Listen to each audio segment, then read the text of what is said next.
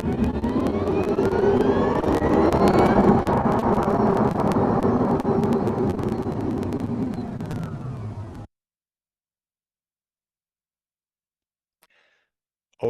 welcome to an on the road episode 155 of Topwa's Ask Us Anything. As usual, it's been a pretty busy news week. Okay, it's confession time. I've been on a busy road trip and I've started to write the news 7 minutes ago. Here's just a snippet of what's happened. Tesla has launched the refreshed Highland Model 3, which will start arriving in Australia in Q1 next year. Elon Musk's biography has been published today. 2 million Teslas have been produced at Shanghai. The next-gen vehicle apparently won't be built in Mexico. Elon Musk agrees with Peter Petrosky that Tesla's market capitalization will reach $10 trillion. And that was this week's news.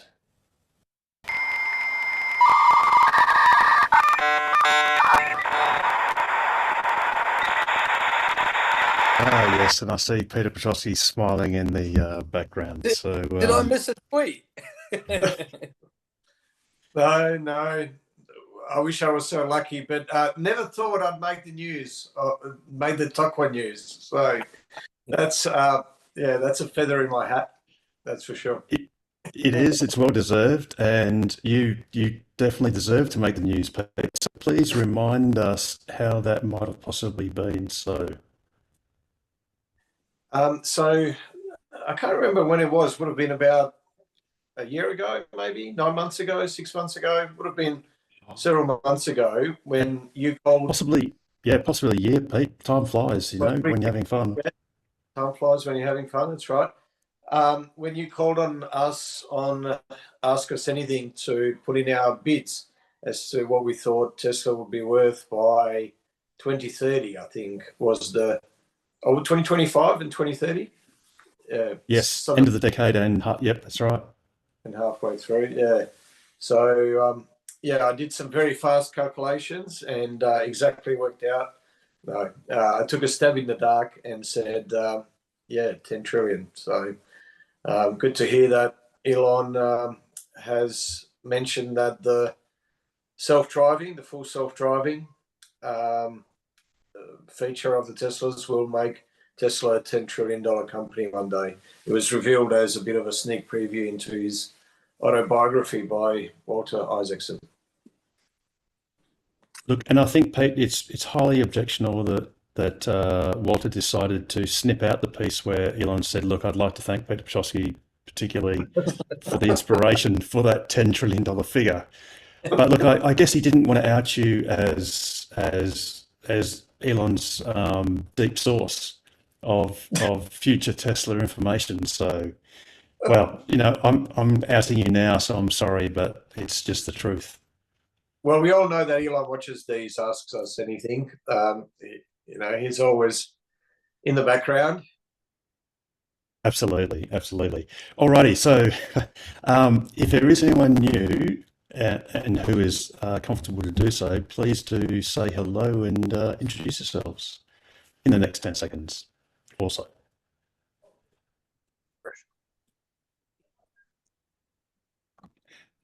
Or not is good too, so that's all good. Alrighty, it's been a 2-week break. Apologies for everyone in YouTube land that has missed out last week. Last week, Tokwa obviously had the casual meetup at the Camfield, which I can see Paul was there. Well, I didn't. I've been informed Paul was there. How was it? No. Oh, you weren't wasn't there. Awesome. Fantastic. No. I've been misinformed. No. I was at the Camfield, but did you guys have it at Camfield? I thought it was at Qdale last week. Was it Qdale? Yeah. Qdale. You're at Qdale. Okay, sorry. No, All right. I was moving stuff, so no. Couldn't Very be there. good. Okay, so if anyone was there, would you like to tell us how good it was? Because I presume it was pretty good. Great people, great food. What more could you want? No punch ups with the bikies or anything like that, It was all good, I presume. Yeah, people got some electrons in their cars, so they were very happy. Very good. That's a great segue for later on in the program where I might describe a few locations on the Queensland Electric Superhighway where I did not get electrons the way I wanted them. But anyway, uh, and also I've got to actually, I see that Chuck, I'm actually joining you from the future. It's 13 minutes past 9 for me, but that's because I'm in this weird 1.5 hour time zone. But Chuck, I dare say you're probably 2 hours basically ahead. 2 hours ahead. Yeah, that's it. And I'd like to thank Chuck actually for giving me a hot tip. Actually, he gave me two tips. One was cold, the other one was hot. And Chuck, can you please remind me of the location, which I can't pronounce, where there is now either there will be a brand new 5 or 6 stall supercharger. There's a new site which Harold managed to get some drone shots of, which is of relevance to WA because it's the second closest supercharger to Kununurra via the coastal route. So it's That is true. That is Yeah. true. it's I just checked on Google Maps. Then it is Lancelin is slightly closer, but this new one is the second closest. It's at Calliope, which is a town on the Bruce Highway, the turn off to Gladstone. Yeah, so it's Yeah. from memory, it's 340 kilometers north of Gympie, Yeah, which is actually ideal for road tripping because you can quite fully charge at Gympie at a great rate, and then make it to the new location and then keep going north, which Yeah. is fantastic. Yeah, And look, yeah. it's no secret. It's actually an open secret that Tesla are installing further superchargers along the Bruce Highway, basically, between Gympie and, well, certainly, Rockhampton.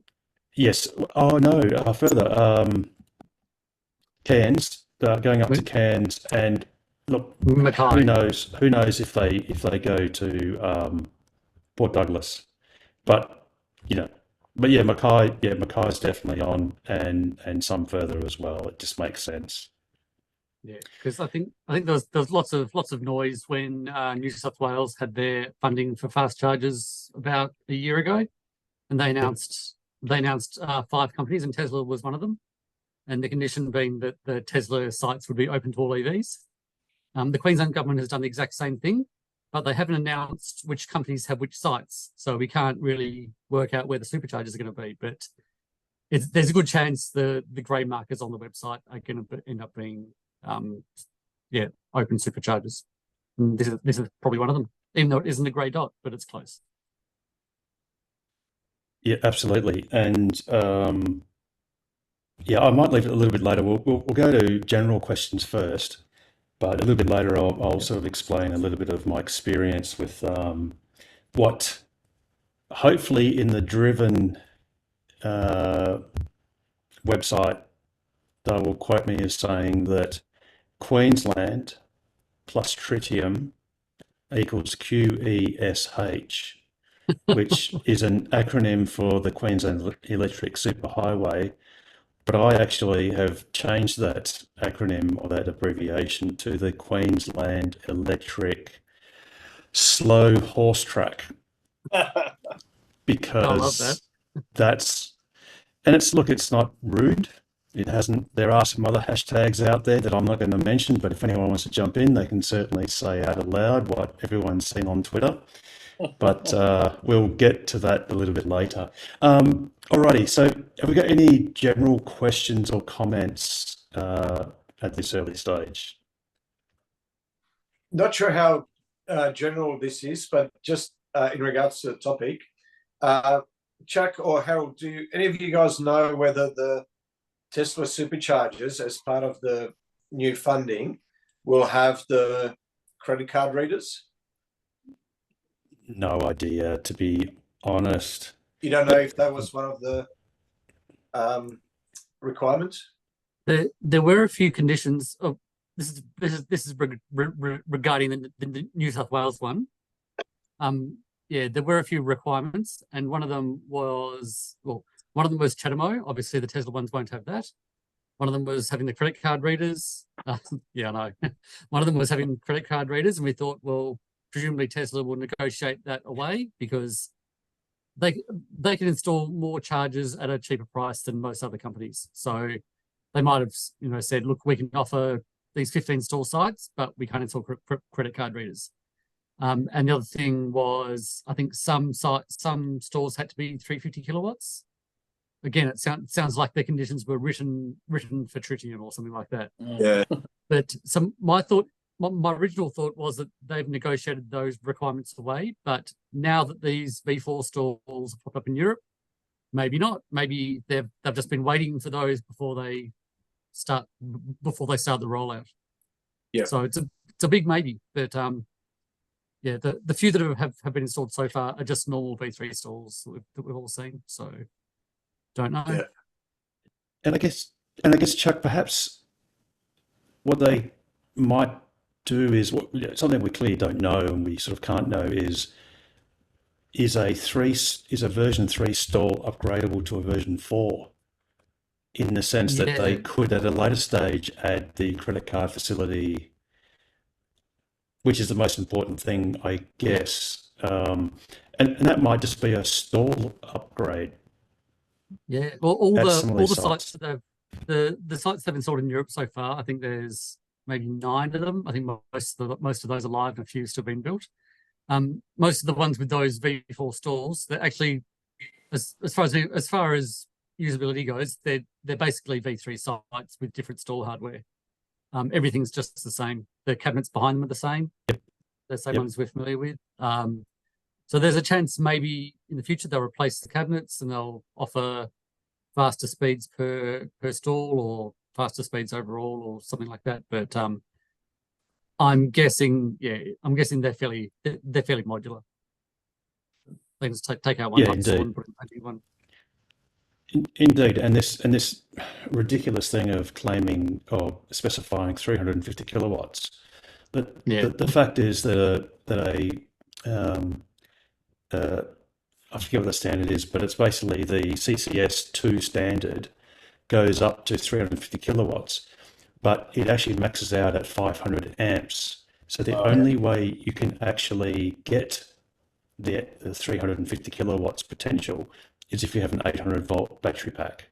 Yeah. And I don't think there's a car on earth that's available in Australia that can absorb 350 kilowatts. Even the Porsche Taycan, I forget what was it 300 kilowatts, and they derated it for free. It was a free downgrade, and they described it as a free downgrade to optimize the lifetime of your battery or something like that. So they realized pretty early on that you just can't you shouldn't jam that much power into a battery pack without prematurely killing it. So I think even they went down to much less than 250 kilowatts. And of course, Tesla superchargers, version 3 superchargers in a Tesla will quite happily jam in 250 kilowatts for a few minutes if your pack is quite low on a NCA or NCA pack. Isn't the Cybertruck an 800 volt architecture? Yes, it is. That's been confirmed. That was confirmed a few quarters ago by Elon Musk or Drew Baglino. They did confirm that was an 800 volt pack. That was at Investor Day. I think it was. Oh, yeah. It might have been, Pete. Yeah, absolutely. And they also confirmed there was 48 volt architecture as well. Yes. So yes, the low voltage. Yes, all the internal bus, everything that used to be 12 volts on every other car is in the Cybertruck is going to be 48 volts native. Which I forget how much copper that saved, but it was a lot. And absolutely. And compatible with a WA EV network. Yes, and that's something we described a couple of months ago. It was the awesome thing that I actually witnessed happening. It was in Geraldton when a firmware update was downloaded to the Kempower chargers in Geraldton, and they said, "Oh, I think it was one of the gentlemen from JetCharge said, oh, the great thing with that is that it can actually now do 800 volts, which is something it could never do when it was purchased and specified and all that sort of stuff." So that's an awesome feather in the cap of Kempower to actually implement that. And it was a zero cost software update, which is fantastic. Alrighty, we've got any other questions or comments?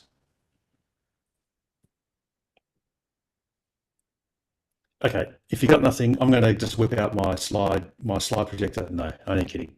So Harold, Yes, how Steve.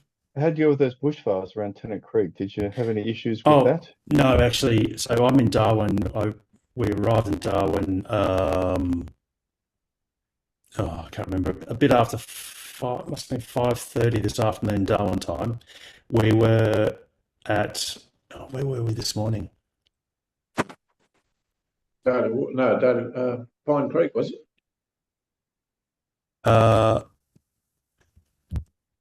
No, Tennant Creek. Actually, Rochelle, it's just a blur. Hang on, I've got to look at my Twitter things. If anyone, The fires were around three ways. yeah, no. So, where was? I really don't. I really don't know. Because it just becomes a blur when you're road tripping. It literally is a blur, and this is very embarrassing. 2 seconds.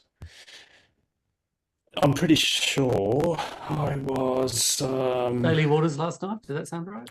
Daily Waters. Yeah, that's it. No, Because the next, I went through. next one after that was 11 hours ago. So that Oh, would have been Catherine, 40. sorry, apologies. I was at the Beagle Motor Inn. Sorry, Catherine. So what we did was, rather than, in fact, one of my previous laps, I did a day trip to Darwin from Catherine and then back to Catherine. That was the Model X. And then with Pete and my trip, I think it was Catherine, Darwin, Catherine, Timber Creek. But no, we left this morning from Catherine and then went to Pine Creek and then went to Jabiru in the Kakadu National Park. And then, so it's a bit of a triangle, sort of like a zigzag to Darwin. So yeah, sorry, it was Catherine.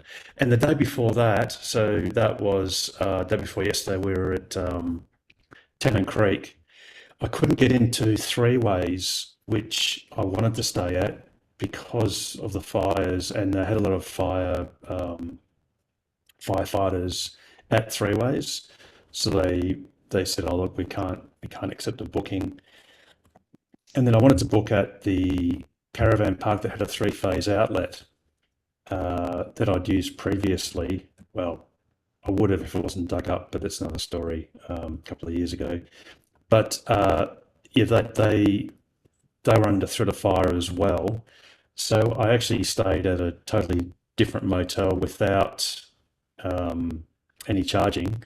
But Richard Dodd, who's an awesome gentleman who I met at Tennant Creek, he's the one that in my Model X he owned the BP and the adjoining Red Rooster, which actually is no longer there. The manager of the Red Rooster allowed me to plug in my extension cord in one of the Fat Fryer outlets, or the power supply for one of the Fat Fryers, and I ran the extension cord out the drive-through service window and to where my car was parked. So anyway, because I met Richard in 2018, he put me onto, and I forget if it's his brother-in-law or brother. And apologies, Michael, but he has a cafe called the Bayleaf Cafe, and I was able to park my car in the back compound of the Bayleaf at Tennant Creek, and it was actually really fortunate that happened, because had I parked it at my motel, it probably would have had a smashed window, because when we woke up 2 mornings ago, the Commodore next to our room, and I actually heard it happen, but there's no point in me going out there because, you know, you just don't want to be involved in whatever is going to happen next. Yeah, that car unfortunately had its window smashed, so that They should have saved. had a Tesla Sentry mode. Oh, actually, now that's a very good point, Richard. As I found out later, it wasn't in Sentry mode.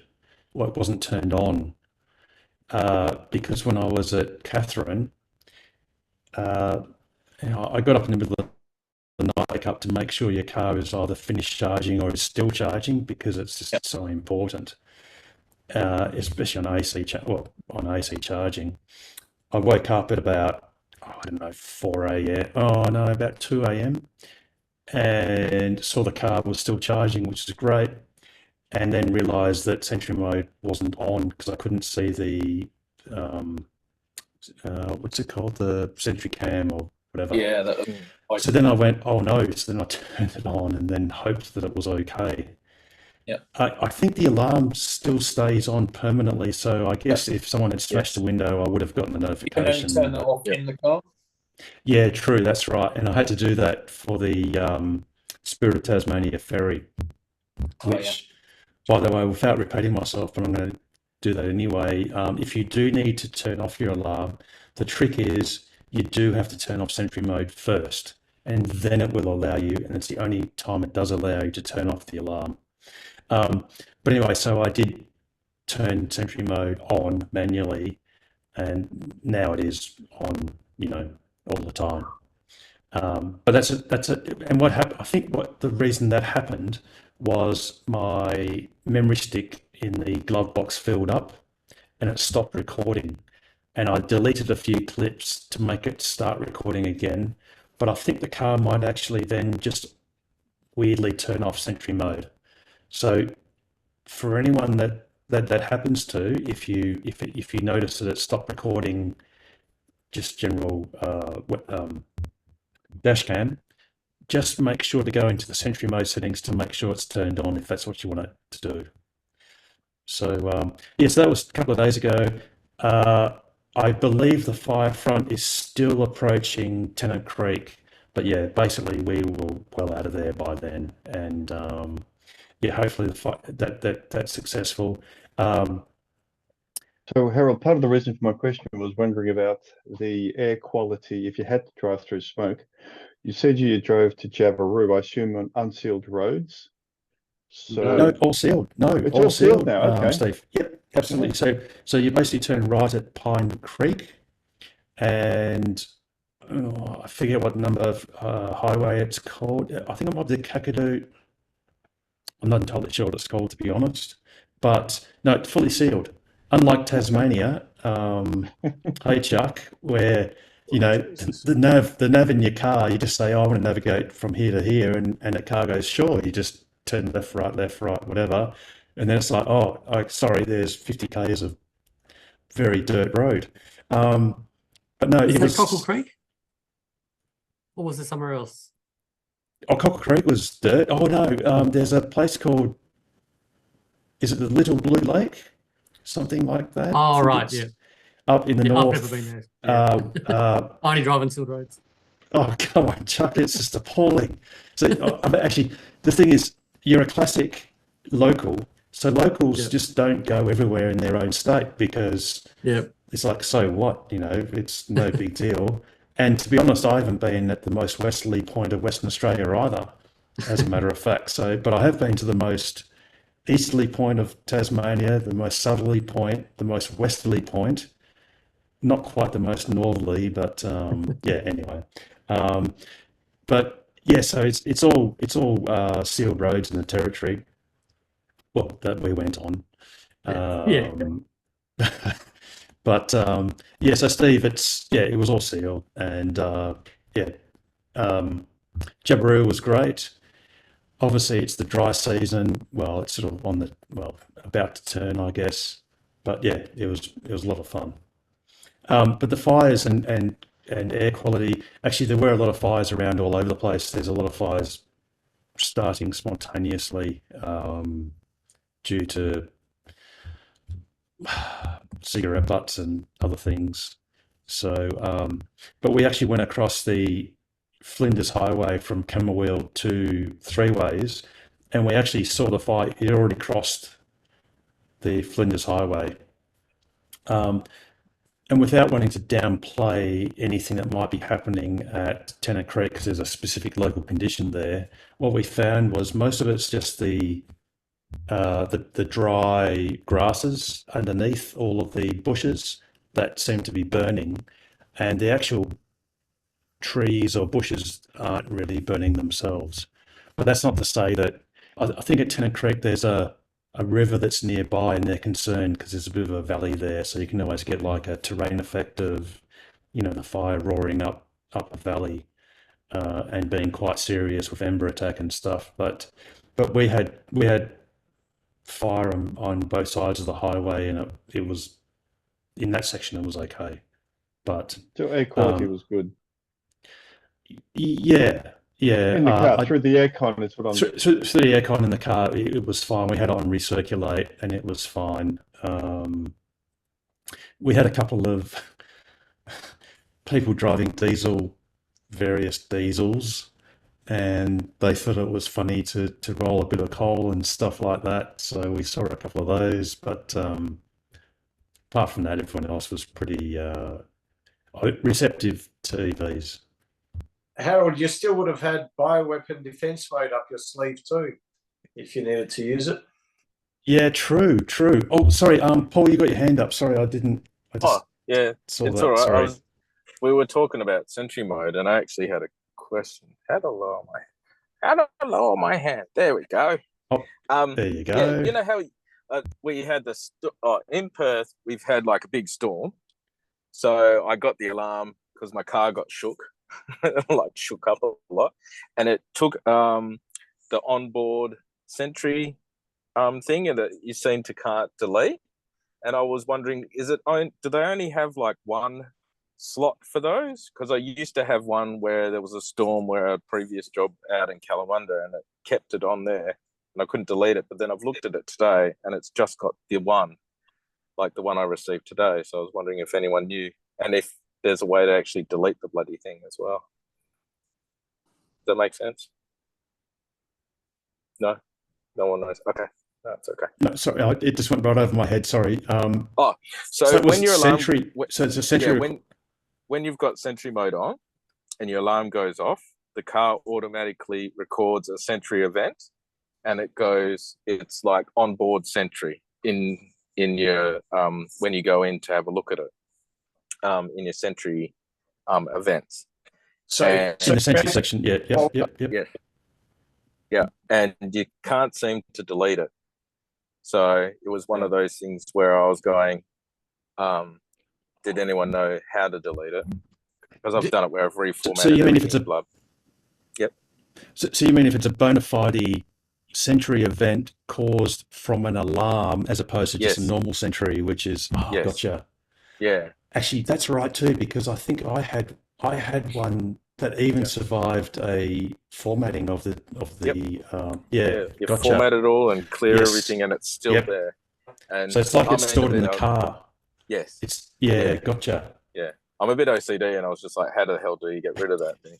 And then I was like, oh, okay, at least it deleted the one I had from Wollaston many, many years ago from the same sort of thing. There was a storm, it shook my car, set off the alarm.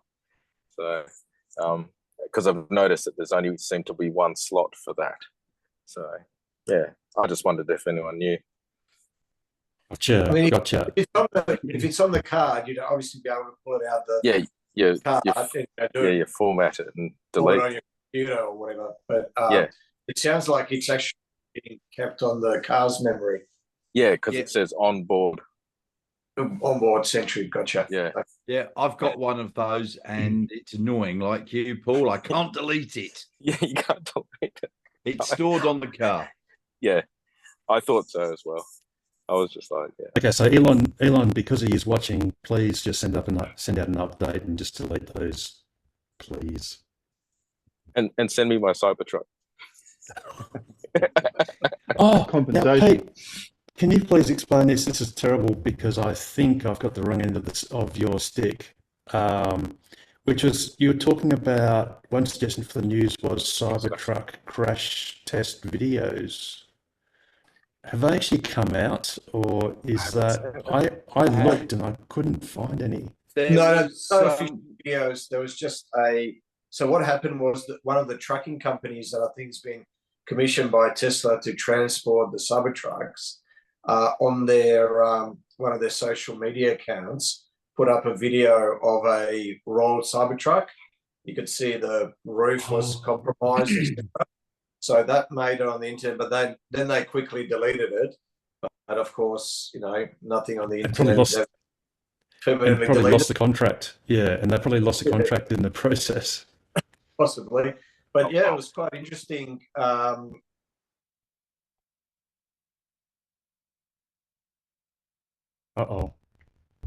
I hope I haven't lost everyone. People were speculating that it was a rollover test. Sorry, Pete, can you please, everyone else froze because I'm obviously recording on this computer, so anyone on YouTube would have just seen everyone except for me frozen. Can you please just repeat that last couple of sentences? Yeah, so people on the internet were just speculating that it was from a Tesla rollover test for the Cybertruck.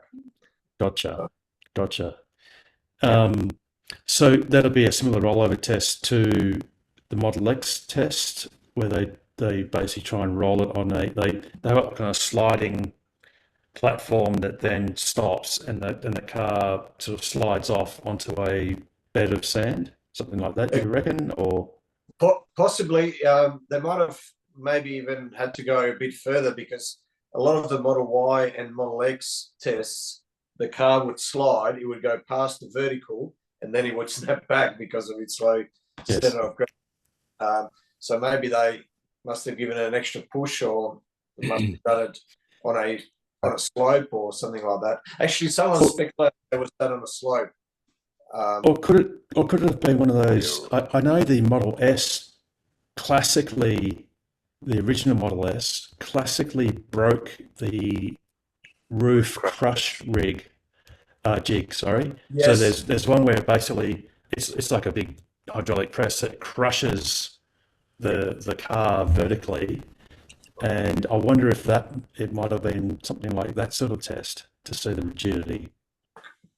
It looked like he was rolled, but could have well been. Actually, interesting to bring that up. There was a brick wall of a building that had collapsed in China this week, and there was a Model Y and a whole lot of other cars, and you couldn't even make out the other cars. The article said that they looked like steel pancakes. They were basically just flattened, the other cars.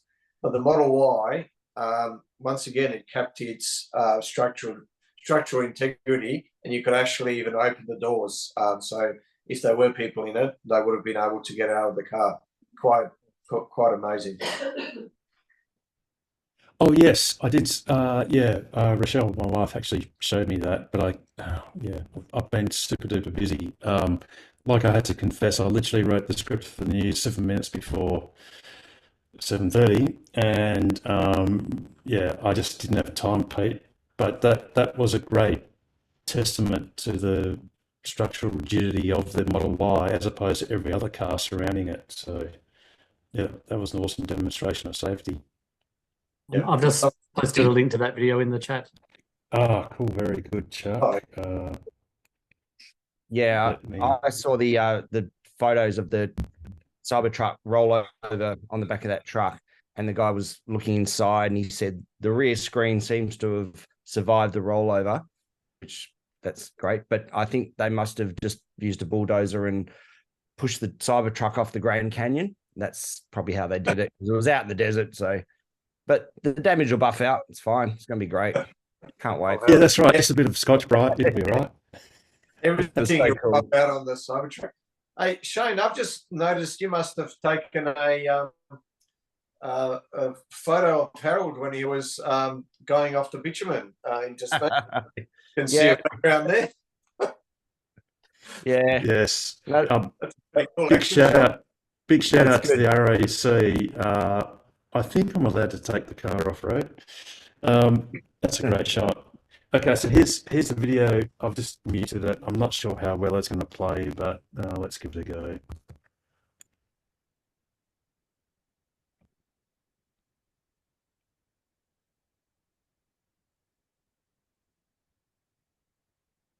ah,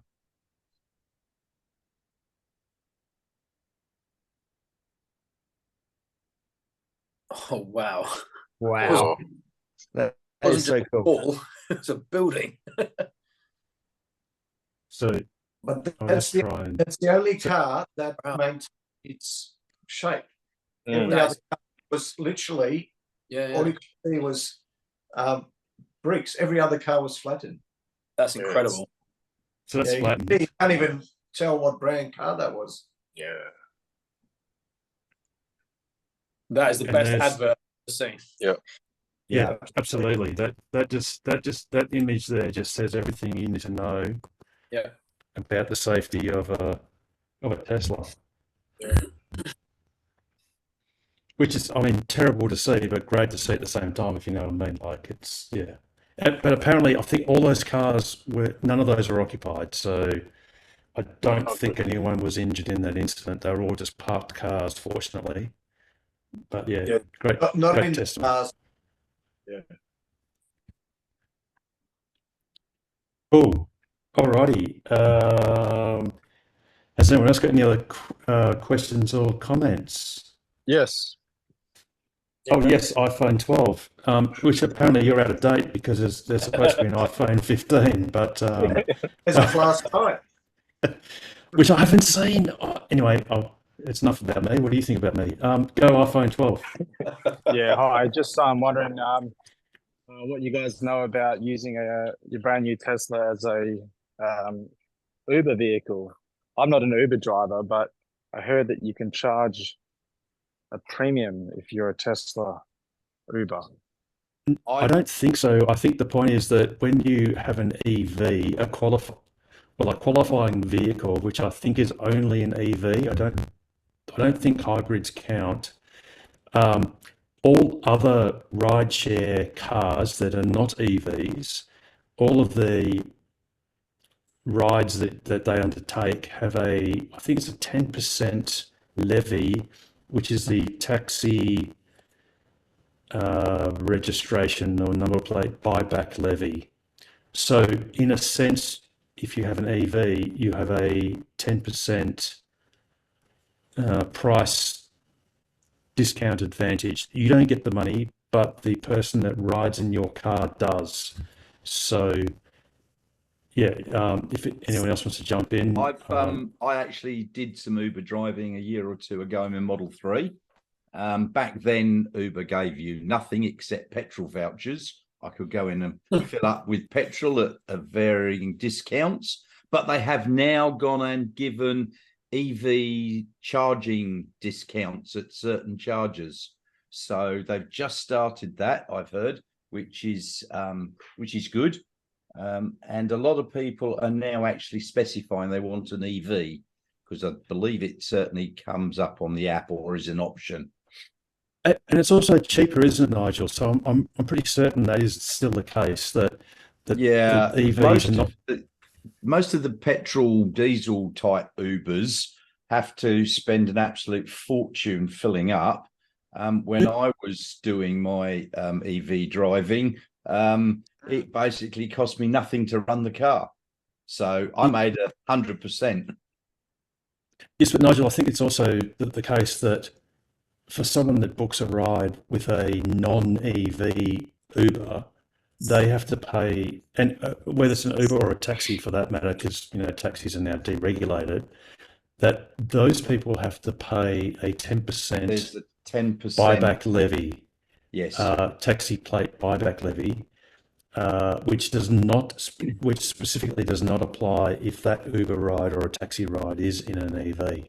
So there's that cost pressure. Harold. Oh, has it, Mark? That's finished, yes. Oh, right. So there's no more levy. So that buyback's Yeah, the complete now. government got the amount of money they wanted, and they actually did what they said they would, and they stopped it. Well, wonders will never Wow. cease. So that's what I thought. That is amazing that you've heard it first here by Mark. Has broken the news that the government has actually stopped taxing. Oh, wow. What's wrong with them? They should now move on to the luxury car tax, which should have been put an end to. God, when we stopped making the Holdens and the Falcons in Australia. And the stamp duty. Yep. I'd like my money back, Oh, yeah. please. Absolutely. I think the Absolutely. Model Y, I don't know, maybe all the Teslas qualify to be an Uber Black, or the higher tier Uber ride, because it's like a luxury car. They do, yes. Yeah, nice. So does that apply to all Tesla models? I think you have to qualify as a driver to be upgraded to that level. I think I started off with my Tesla just as an ordinary driver, and then after I'd hit so many likes and stars rating and so many journeys, they upgraded me, so I got a slightly increased fee. Lovely. Okay, so another thing I just want to throw out there, just a hypothetical. Now that we know that the value of Tesla's self-driving architecture, the way that they train their network off lots and lots of video clips of driving, why doesn't Uber kickstart their self-driving program that they did have? And why does Uber not sell a kit to all their drivers with compatible vehicles where you can attach some kind of camera system on a computer? It's very simple because it doesn't work. Yep. Well, are you guys familiar with Comma AI? Yeah. Yes. Yeah. So why couldn't they have partnered Not with the Comma same. AI or do something similar? Well, it's Comma not as AI good only as the works in- Tesla full self-driving system. Yeah, Comma AI only works on highways. So it's But not the they same. actually went down the path that FSD 12 is going down before Elon even announced Oh. V12. Yeah, So why it's doesn't an- Uber sell it some hardware like Comma AI and get their millions of drivers training an AI system? But then they need the actual data storage to do it, and then they need the code to do it, and then they need the, like Dojo and the other sort of stuff. So they don't have the exaflops to actually do it, and then they need the engineers to do it. You're talking about something that is just not going to happen. Tesla's just way ahead of it all. So there's no one even close. well, actually, there's already Uber drivers Waymo. being Teslas. I there's- love that. No. There's already videos on YouTube. Hol Mars does videos where he basically does Uber driving, and Yes. and he does 20-minute, 15-minute videos of 15-minute trips with no no input from him, so with zero human input. So it's out there. I mean, I haven't seen any other video that's even a tenth as impressive as the full self-driving videos from Tesla. And now Tesla is about to just absolutely take off and leave all the competition behind, because as Elon demonstrated on his video, they've dumped, we said this on the last Ask Us Anything, what was it, 300,000 lines of C++ or something, where basically they're just training the AI by feeding it heaps and heaps of high quality driving data and getting to learn itself. So he was saying, he was coming up to a speed hump, and he said there is no line in the code that tells the car to slow down for a speed hump. The car has just learned how to do it itself. And when the system starts learning itself, it can do it so much faster. The iterations become so much faster. We're talking about something that would take 2 or 3 months that takes less than a week, and something that took a week that takes less than a half a day now. So So if we're talking about Tesla becoming a $10 trillion company, from where it is now, it's an $800 billion company. Yep. Would it not make sense for Uber to try and put a Comma AI type device and sell it to its drivers that have compatible cars and retrofit, have authorized retrofitters? Yeah, as an Uber driver, you can pay $1,500, and if you help train the system, you get 15% more of the take-home pay from your rides to help train the system. What you're building his talking pipeline. What you're talking about is actually that would take a long time as well. Where Tesla has got like 5 million cars already capable on the road today. How many Uber drivers are there with No, cars but- that are 5 years or younger? I understand that, but No, but the thing is, you can't get the hardware out. So Yeah. Tesla has the hardware out today. Now- They have, I'm sitting in the I car. don't know how many hundred or millions and millions of kilometers are being driven every day by the cars. Yeah. And that's something that, yes, there's lots of Uber drivers, but Yes. imagine then trying to say, well, let's distribute 1 or 2 or 3 million Well- kits of whatever. It's just not going to happen. There's more Basically, Tesla the hardware drivers. of a Comma AI is basically a new Android phone. It's been Yes. modified. So, yeah, so No, we so, understand but, that. but don't forget that's only capable of Basic stuff. Two cameras. lane keeping. Driver No, like- facing and facing out Yeah, the front. yeah, but lane we keeping. understand It can do lane keeping basically. So Their latest version can do city streets now too. yeah, so I they was gonna say, claim, but do you the have point is, stock in them or it's something? yeah, but it's to the difference there is you can claim anything you like. The proof Talk of is the pudding cheap. is in the eating. Yeah, that's Yep. right. And you need more than just one forward-facing camera.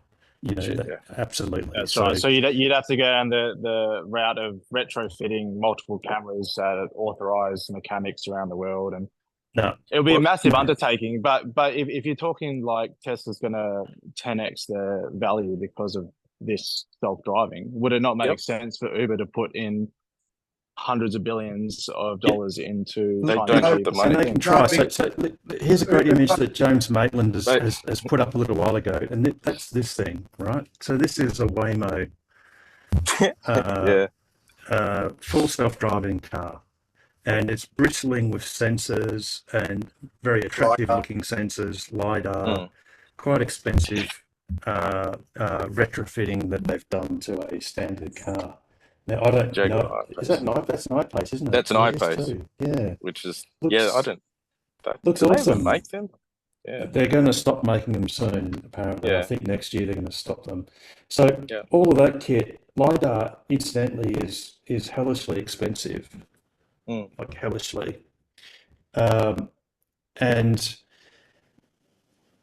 look, the truth is that Tesla got cameras and got advanced computers in their cars from basically, I think it was October 2016, they started with hardware 2. And in fact, my Model X, 2016 Model X was built in November 2016. And since then, so for the last 7 odd years, they have been collecting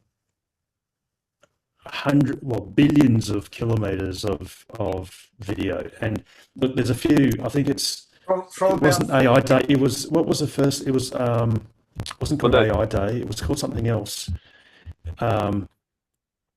They basically showed it's not about the run-of-the-mill footage that you get to train these neural networks.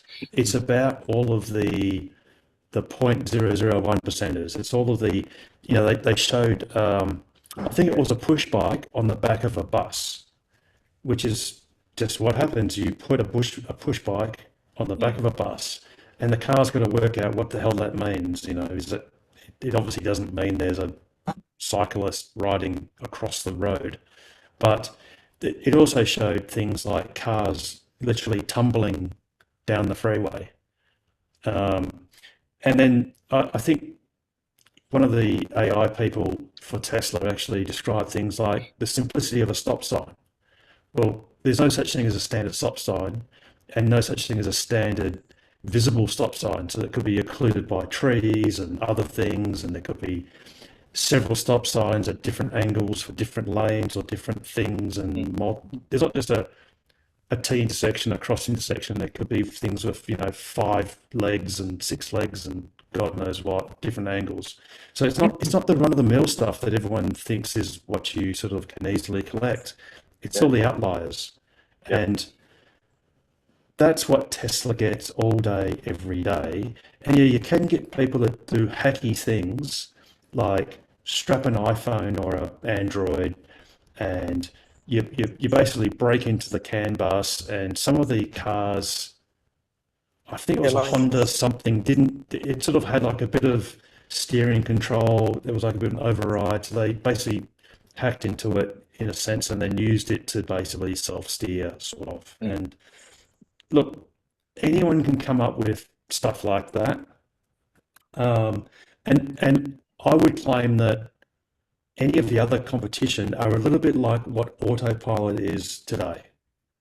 In all the cars we're driving today, autopilot is, to be honest, quite, I mean, for lane keeping and all that other stuff, it's really impressive, but we all know its flaws. You have cross intersections with curvy guidelines, and that car will just change lanes at a 45-degree angle if it wants to.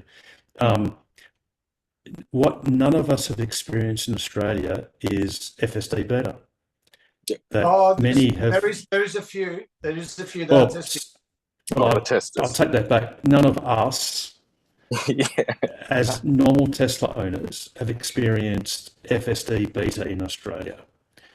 Now, if you look at any of the videos that have been done, they're freakishly awesome. I mean, you see them in a unmarked road that has cars. Let's call it a road wide enough for 2 cars to pass. It's got a car on either side, and the Tesla goes up the middle. Where no other car can come the other way, and it just does it with a breeze. There's videos of FSD driving a Model Y off-road.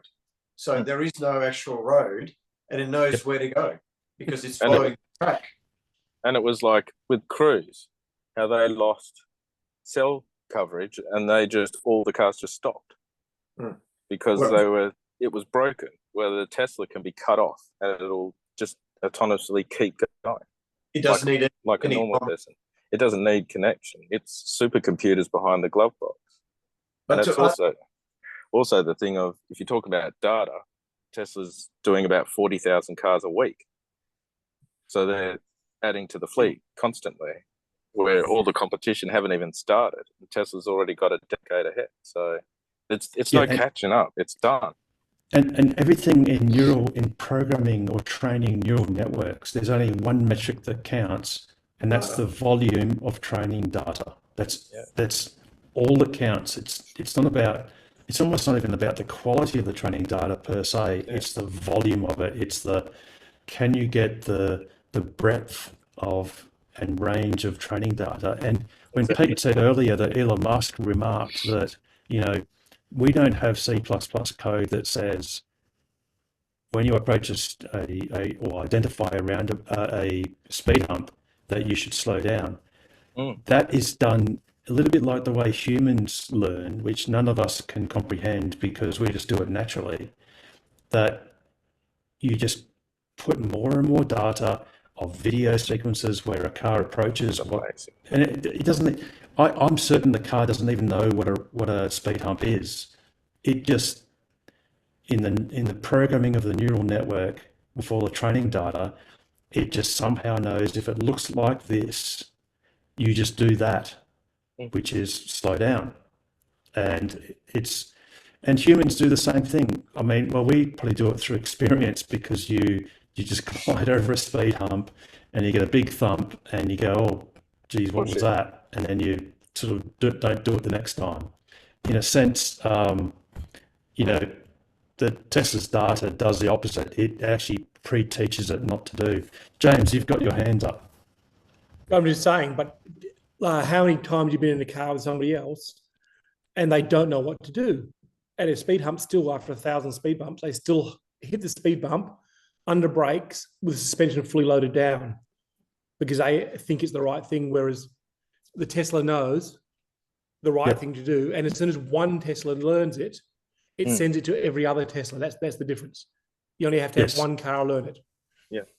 And Absolutely. they were Yeah. talking about like 160 billion miles of video data now that they have. No But- one else has the data. Oh, nowhere It's- near. And Uh, it's When I growing. saw, oh, sorry. Yeah. So I I was was going to just say, and it's going growing on there, exponentially. Elon. So you go, Yes. go, Paul. Sorry, we've got a bit of Oh, delay. I was You when go. I watched that live Elon FSD run with the shock in the passenger seat. I was just, that's it. Like for years, you've heard me. I'd just go nuts. Not going to happen for years. It's nut. And then I just was like, they went, we've thrown all the C++ out. We've got a few lines of code, but this is all just video, and it's learning like a person. And I just went, they've solved it. That's it. It's going to happen now, where they don't need the like Waymo and Cruise, which with the high definition maps and all that sort of stuff. They don't need people to really go around or anything. The cars just learn from the video, and then they just upload it. And if there's it went through that, was going to go through that red light, and they went, oh yeah, we'll just grab some data of that and we'll upload it. It'll learn, and then the fleet will know, and that's it. And you're just going, that's it. They're too far ahead. And once that's up and running, then all our cars can be an Uber. That's already 5 million cars, and by the end of the year, it'll be another 2 million added. Another 1 million added to the fleet, and it's just exponential. It's just crazy. This is About going to be 1.8. like shitloads. Yeah. Sorry, go. Sorry. Yeah, and the thing is, the data is exponentially growing, and that's the key. That is absolutely the key. But to answer the question as to what Uber's going to do, what I think Go Uber's out of going business.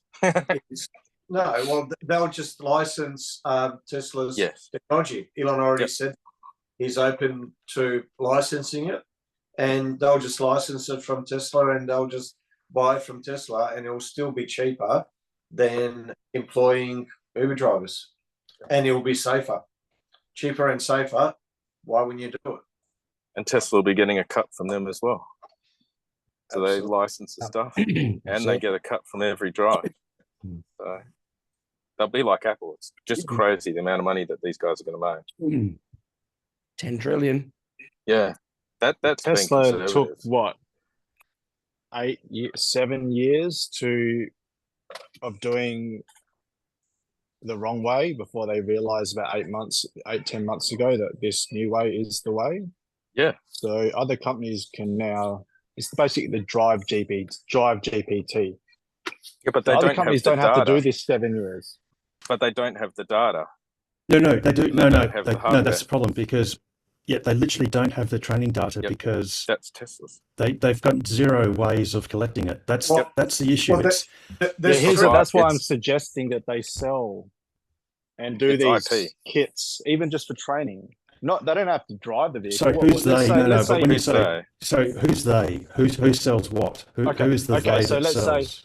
Okay, so to rephrase my initial concept, Uber is not going to sell kits that can drive the cars. They purely sell a kit that has basically an iPhone 15 or an Android phone with Yep. 5 cameras, let's say.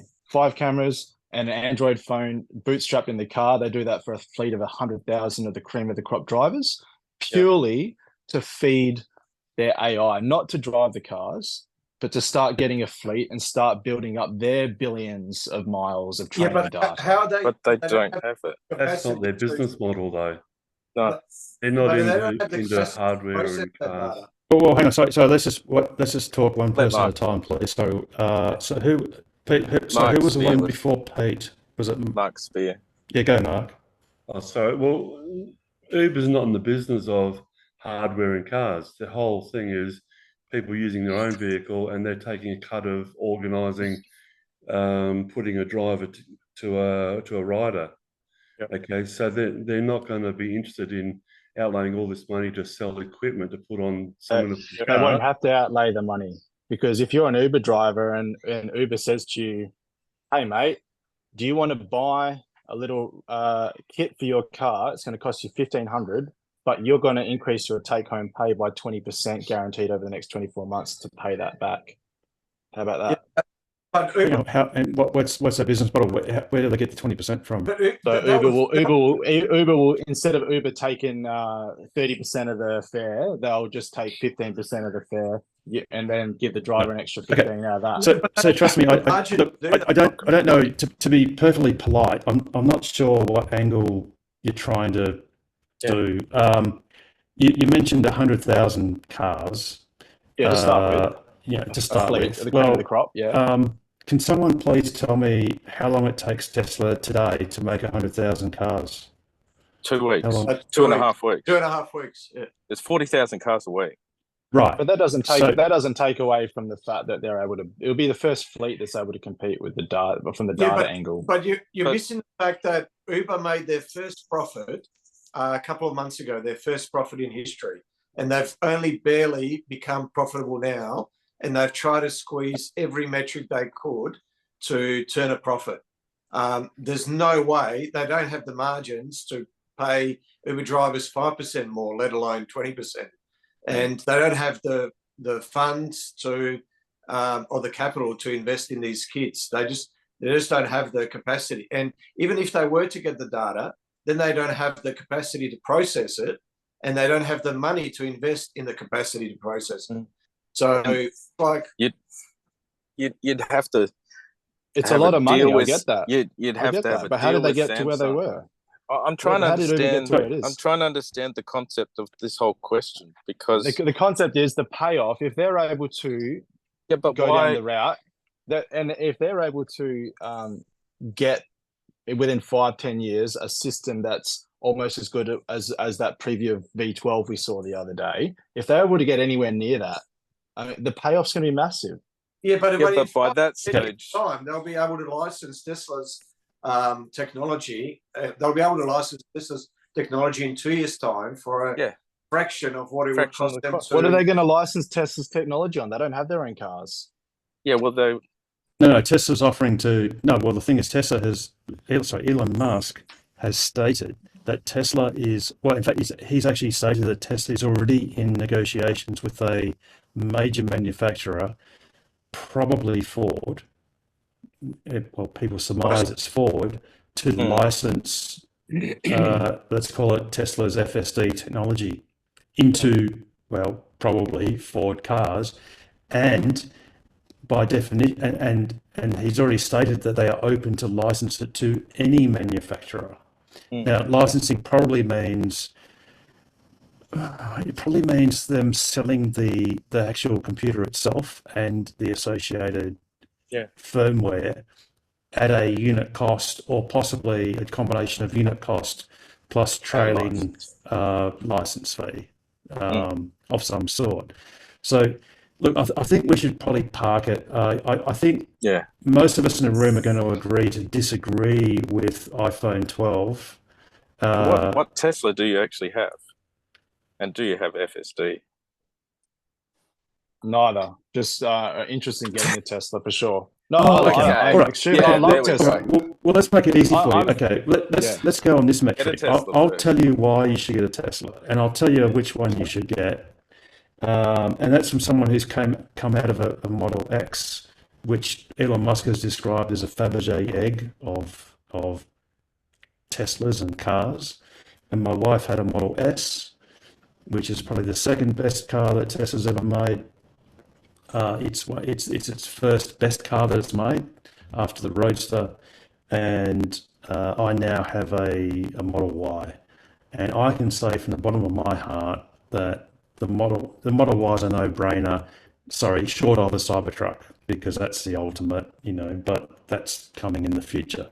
I can tell you right here, right now, forget everything else, forget all the other EVs, no matter what your style bent is or whatever. Yes, the Model Y is not the sexiest looking exterior car that exists on the planet, but it's not about the exterior. You look in the inside, and it is such a pleasure to drive. It's a pleasure to sit in. You can get. Oh, look, if you've got a small business or any business of any kind, the first thing you'll get is, as long as there's no fringe benefit, no luxury car tax attached to the car you buy, the EV you buy. It'll be exempt from fringe benefits tax, and it will be zero rate. You can depreciate it 100% from day one. Or if you're an employee and your company, that your employer allows it, you can do a novated lease. And the metrics on something like a Model Y, which costs about 73 on road-ish. Something like that. The metrics of that is that a novated lease will cost you less on that car than a $40,000 petrol equivalent. So that's the reason why you should buy a Tesla, and in particular a Model Y. Don't worry about, in fact, don't even worry about FSD, because it's still coming down the road. It costs you an extra $10,100. And you can turn it on any time. Exactly. And what you get for free with any of the Teslas that are sold at the moment, which actually, to be honest, the only Teslas you can buy today is a Model Y, because the Model 3 refreshed Highland version is not available until the Q1 next year.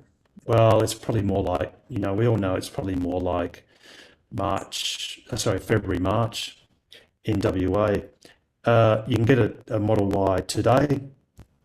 I didn't even look. Last week I looked, there were 5 Model 3 inventory units available. There's probably nothing available now. I'm just guessing. No, they're still there. Oh, okay. Well, fair enough. But, They're quite good. just get a Model Y. Don't bother with anything else.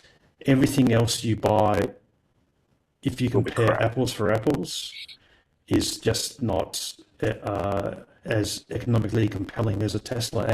And that's not because we're Tesla fanboys. The point is, I will buy whatever is the best EV that is around. Now, it's not Tesla's fault that happens to be them. I mean, it's just what it is. It's just like, there's an Android environment and there's an iPhone environment.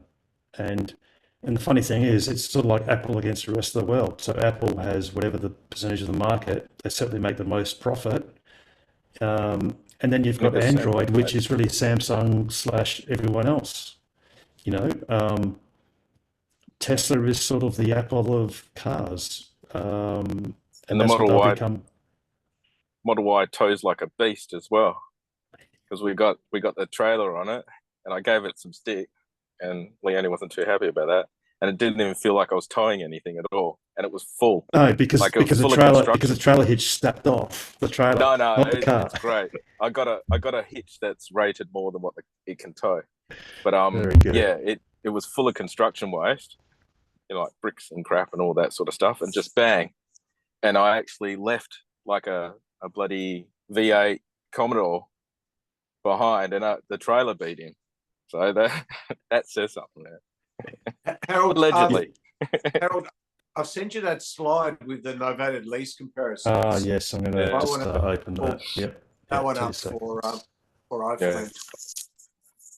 It just shows so this is based on a $80,000 salary, which is about the average in WA, which is based on someone driving 15,000 kilometres a year, which is the average roughly, and it's based on a 5-year term, and it packages in obviously the interest, maintenance, which is hardly anything, insurance, registration, all the rest of it, and you'll be able to see that the monthly repayment on that is less than $1,200 a month, actually less than $1,100 a month, whereas a similarly priced car is almost $1,700 a month, a similarly priced petrol comparison.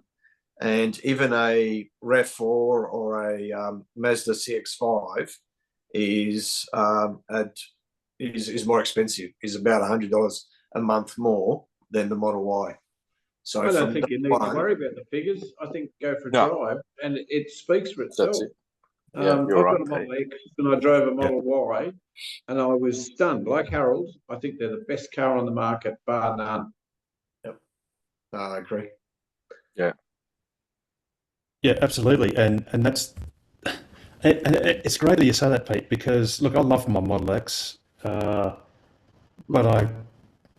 look, I don't miss it, and I mean that sincerely.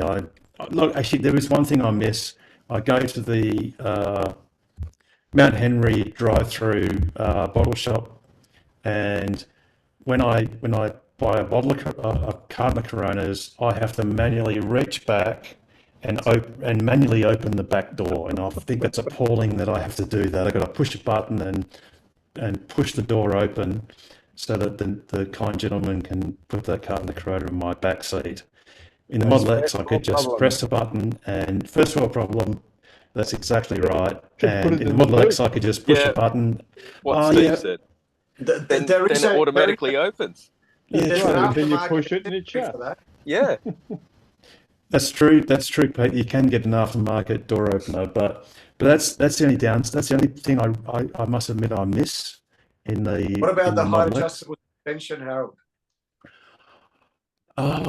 Yes, but to be honest, with subsequent software updates, Tesla's nobbled that too. So you can't just drive around in high suspension anymore.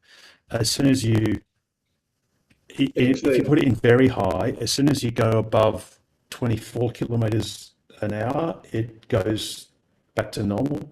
And if it's on high, I think it's 56 k's an hour or something like that. And James, you got your hand up. No, just saying the Model X, after spending Saturday in Mandurah and Sunday at Langley Park, you park a Model X, you open the doors, everybody came in to look at their Model X, but then they walked away after looking at the Model Ys. No one came to look at a Model Y because they look boring, but for the general non-EV public, they just love the X and those magic doors. Yeah. Yes, it's the X factor. It's that. Yeah. And that's what it's literally what Elon Musk said. The Model X is a Fabergé egg of cars. That's what it is. It's the crowd puller. It is. You go to a Harvey Norman or JB Hi-Fi outlet, and you look at there used to be plasma TVs. You look at the big screen TVs. They all have the $15,000 or $18,000 or $20,000. Whatever the size is now, 99-inch large screen 8K TV. That's the halo thing that no one ever buys. Yeah. They've got it on display because for less than half the price, you get something that's only about 10% smaller or 15% smaller. So you've got to have the halo car, and that's what the Model X truly is. But like I said, to be honest, a refreshed X would be awesome, and I bloody ordered one, and Tesla said no, and I would have been completely happy with it as well, with the new horizontal screen, the same linear outlet that the Model 3s and Ys has, and all that sort of stuff. But Model Y on any metric, and I've said this before, more than a year or two ago, Tesla should just delete the Model 3, just pump out Model Ys. A few people will whinge, but in the end, they'll all still be pretty happy. The Model Y is the best suited car for anyone. Ooh. I don't know, with the Highland, that looked pretty cool. But there's a Juniper, and great point, Paul. So what's going to be really interesting is, and actually I had a certain Tesla salesman ask me, so are you going to buy a Highland 3? And I just replied, no. But the Juniper Y is very tempting. So if they have massage seats and a performance, I might be tempted. That Leone doesn't hear this. Yes. So bring out a 3 Plaid. Yes. Oh, if they bring that out, I'd even switch the S out for that. Because we've got a Y. We've got a Y. So yeah, a Plaid 3. That's all I want, man. Then I'll be destroying all those Lambos on there. It'll be brilliant. Allegedly.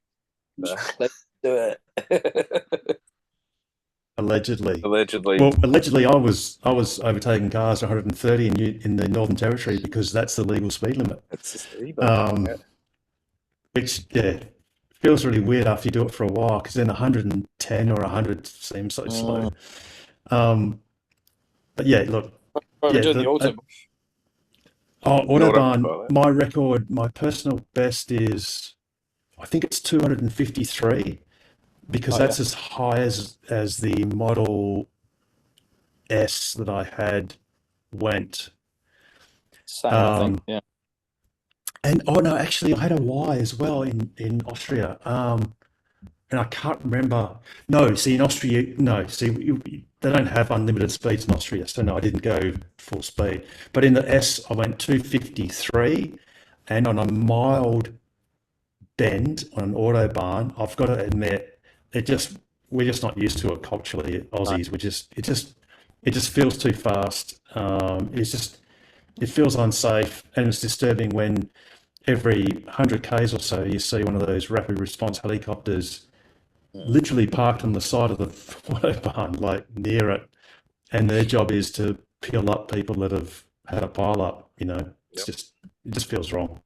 And by the way, that was the other thing too. I'm pretty sure that's new news that the Highland 3s have a reduced top speed of 200 kilometers per hour because Tesla's gone to a new compound or new brand or format of tires that are quieter and more efficient, but they have a speed rating limit of 200 kilometers an hour, which is why the Highland 3s have that new lower speed limit, which in Australia is completely immaterial. Like, it just doesn't matter. And look, I dare say in Europe, you don't need to cruise down the autobahn more than 200 k's an hour. Anything else is just excessive. And just go and buy a set of Pirelli P0s or something if you want to do that. And I don't know, somehow get Tesla to undo the limit, but yeah, not in Australia. Howard, speaking of new news, so Rob Dean alerted me to this.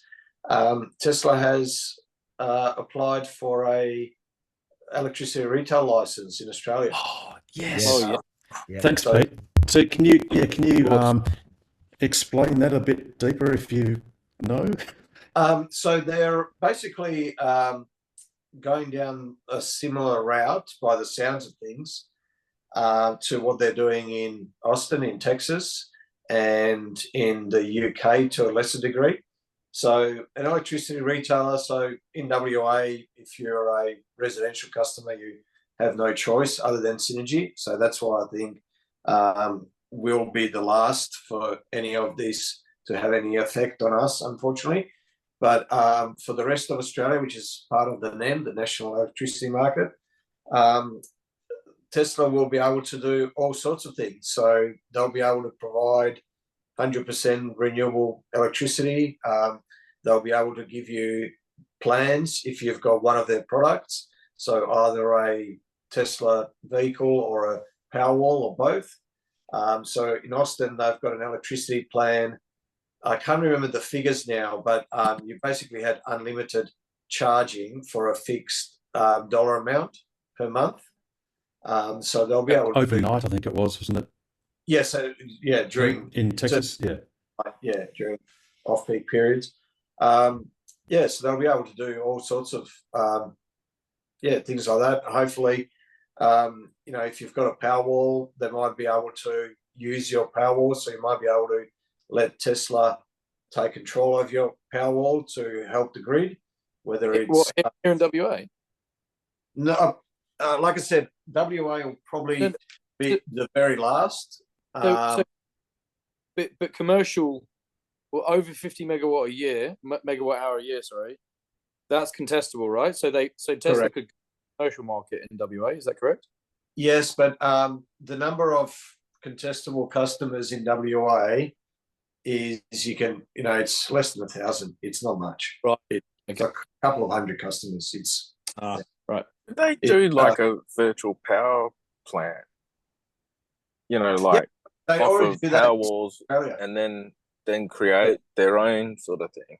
Yeah, because why couldn't they do that here? You know, we might not be able to buy power from them, but surely if they had a deal with Synergy, where we said use our power, well, then we're not integrating with Synergy per se. Absolutely. But if you were Tesla and if you were coming into Australia and you had a market of millions of customers over east, true, tens of thousands in Western Australia, and you had to deal with Synergy, which is a monopoly, versus, which is effectively the state government, versus dealing with, in an open, fully contestable market where there's competition and where there's competition amongst even network operators. So in terms of your metering, your direct metering, you'd go there first, no doubt. Yeah. I think before any of that, we've got to get more Tesla chargers. I think that's got to be the priority because we're pathetic in terms of charging in WA at the moment. And it's not the round town stuff. The round town is fine because you can charge at home or there's always means there, but it's on a trip. And you've got to consider people coming into the big cities and then being able to charge to leave the big cities and that. But just general mobility, it's essential. We're putting a basic version in at the moment, 1 or 2 charges here and there. It's very primitive. We've got to get to the stage where we've got 10, 20 Tesla chargers in a lot of locations. There's actually 3 bits of news around that, Peter, this week. So the first one is that Tesla has hit its 50,000 supercharger, so 50,000 stalls across about 5,500 locations, which has taken them 10 years. But more on the local front. So obviously the Kings Park charger is online.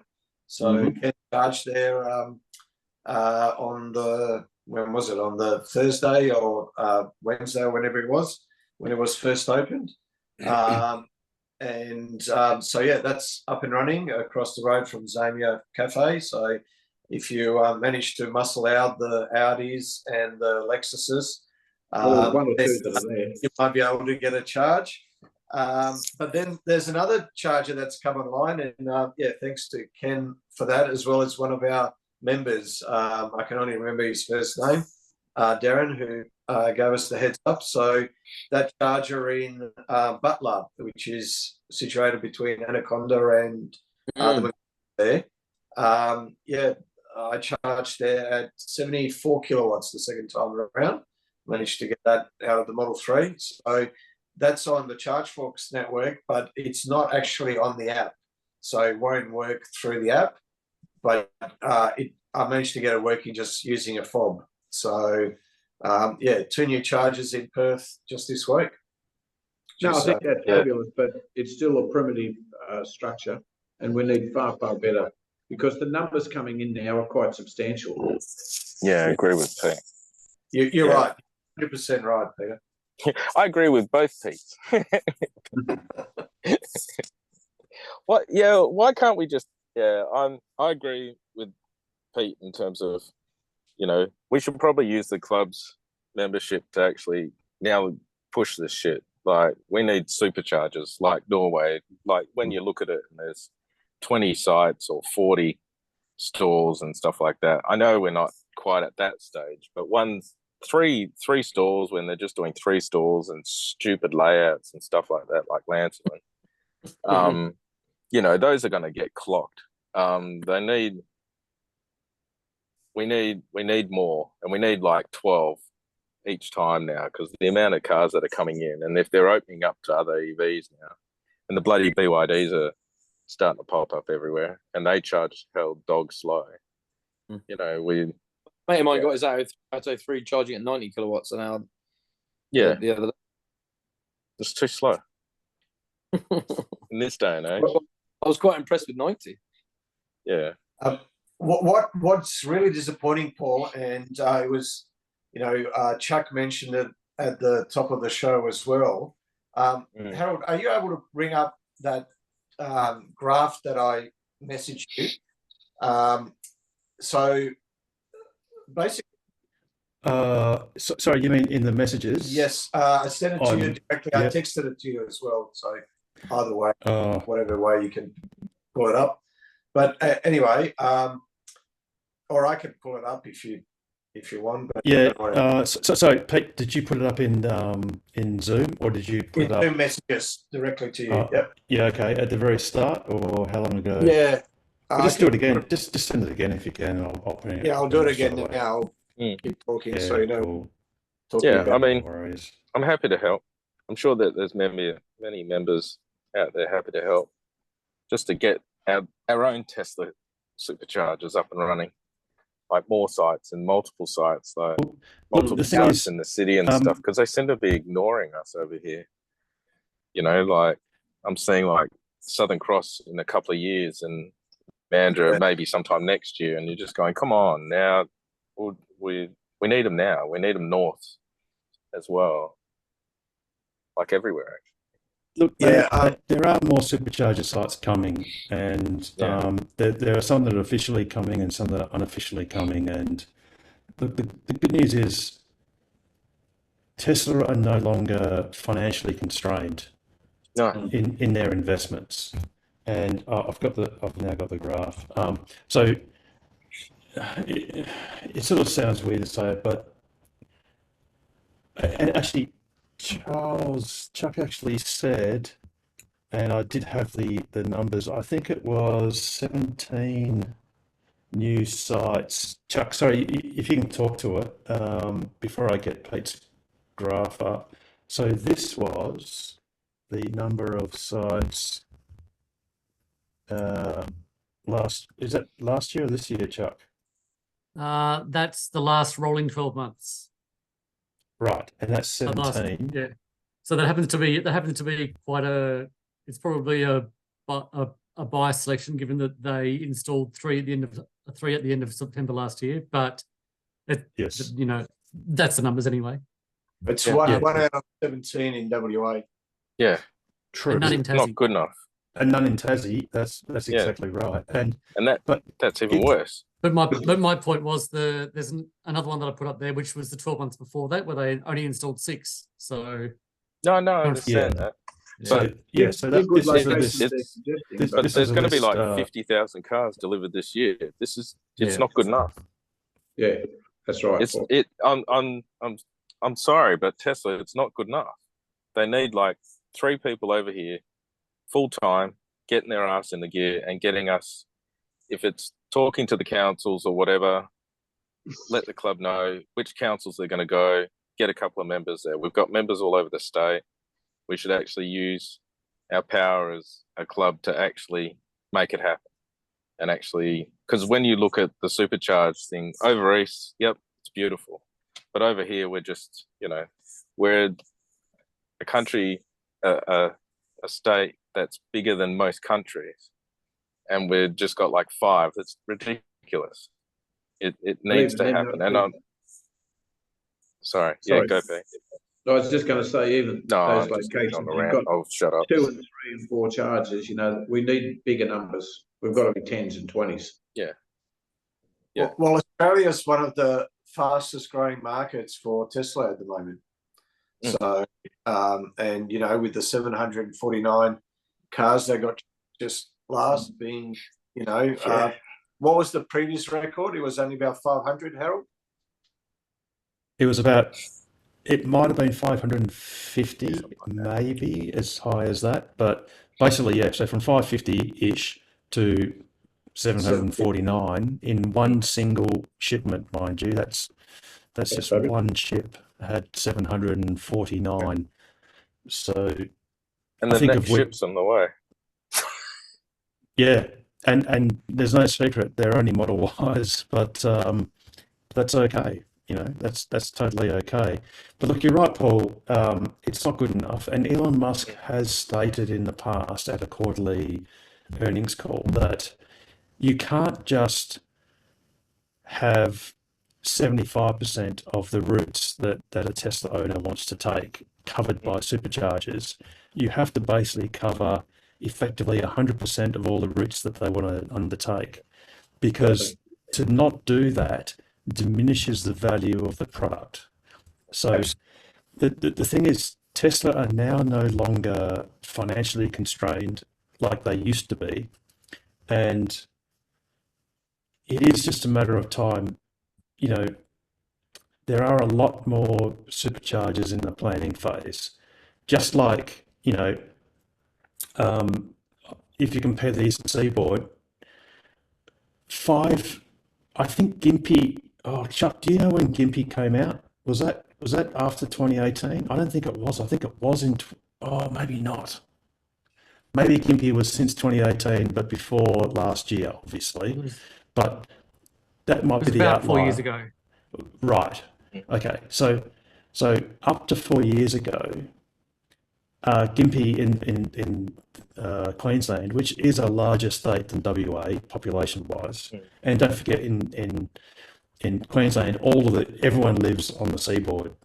I mean, effectively, the vast majority, like WA, and you could say nothing has happened in Queensland up until a couple of weeks' time, when this new site, 340 k's north of Gympie, is going to pop up.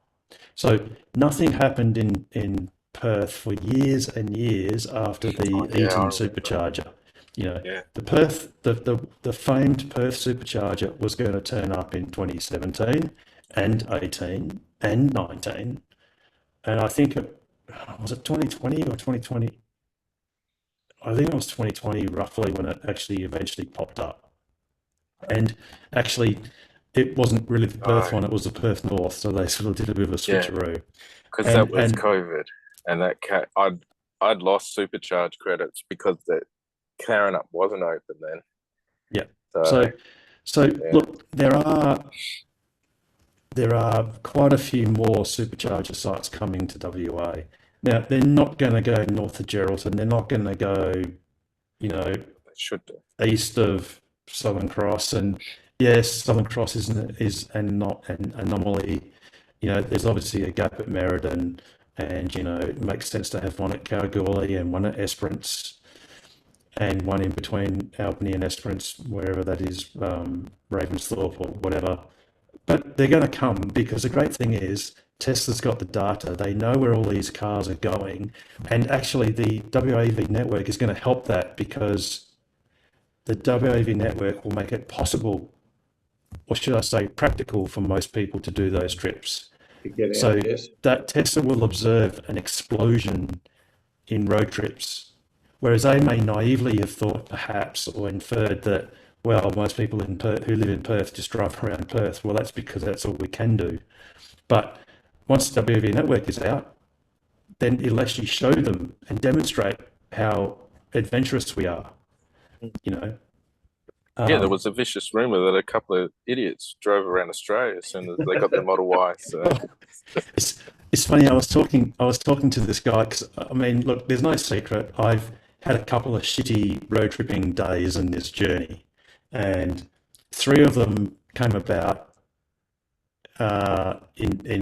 well, they happened to be in Queensland, and you know, 2 of those were up the Eastern Seaboard, where I had 6.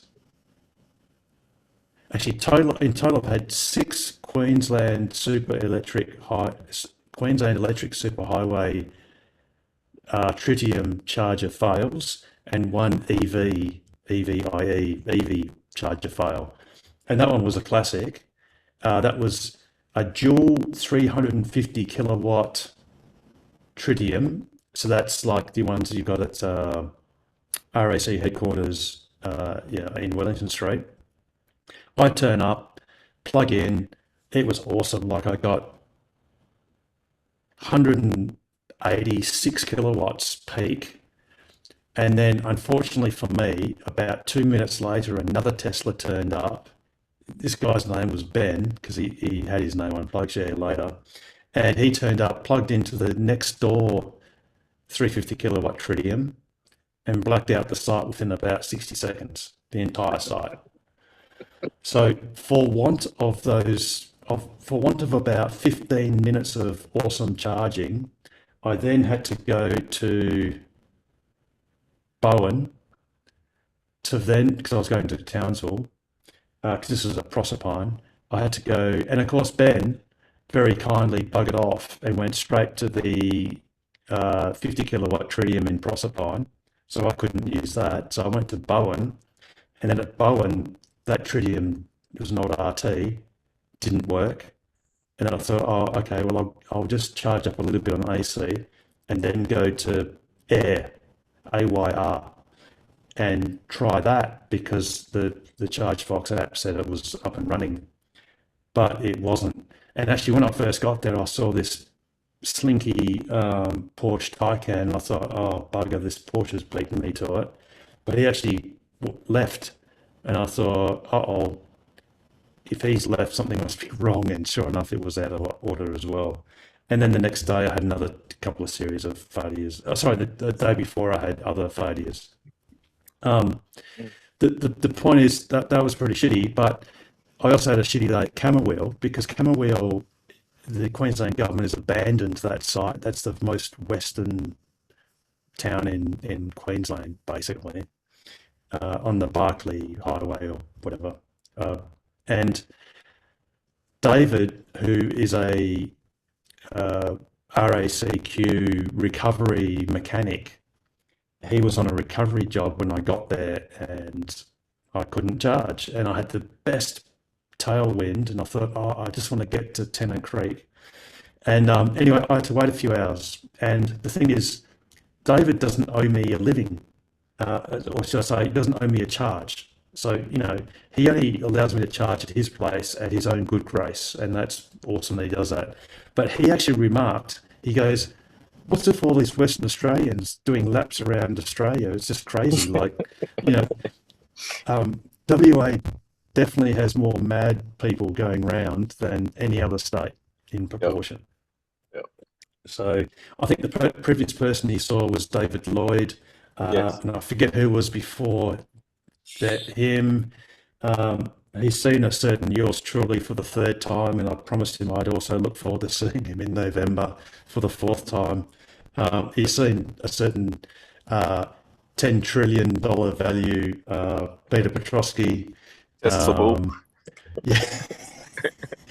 He's seen Rob Dean. He's seen Steve of the Nullarbor, and James Taylor. And James Taylor. Sorry, yes, thanks, Pete. And James Taylor.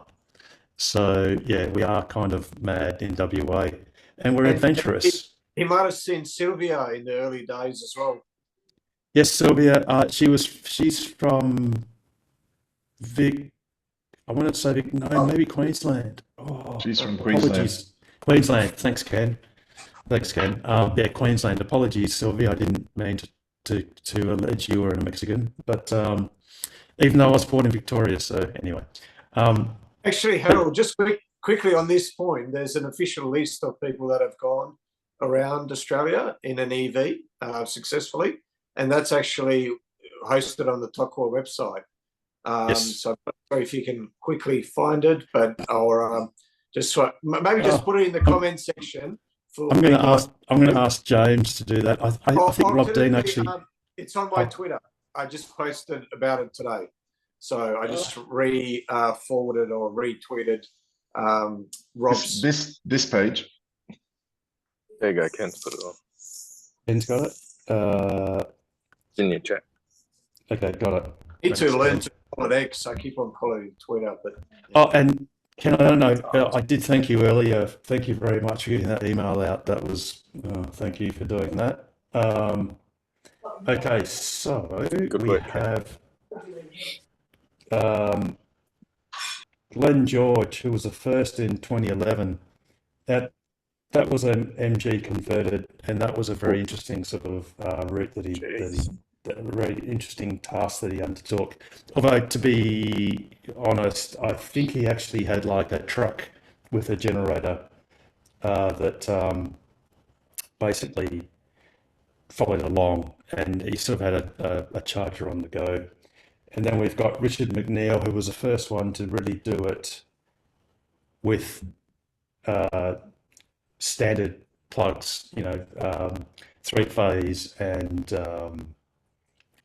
15 amps and 10 amps.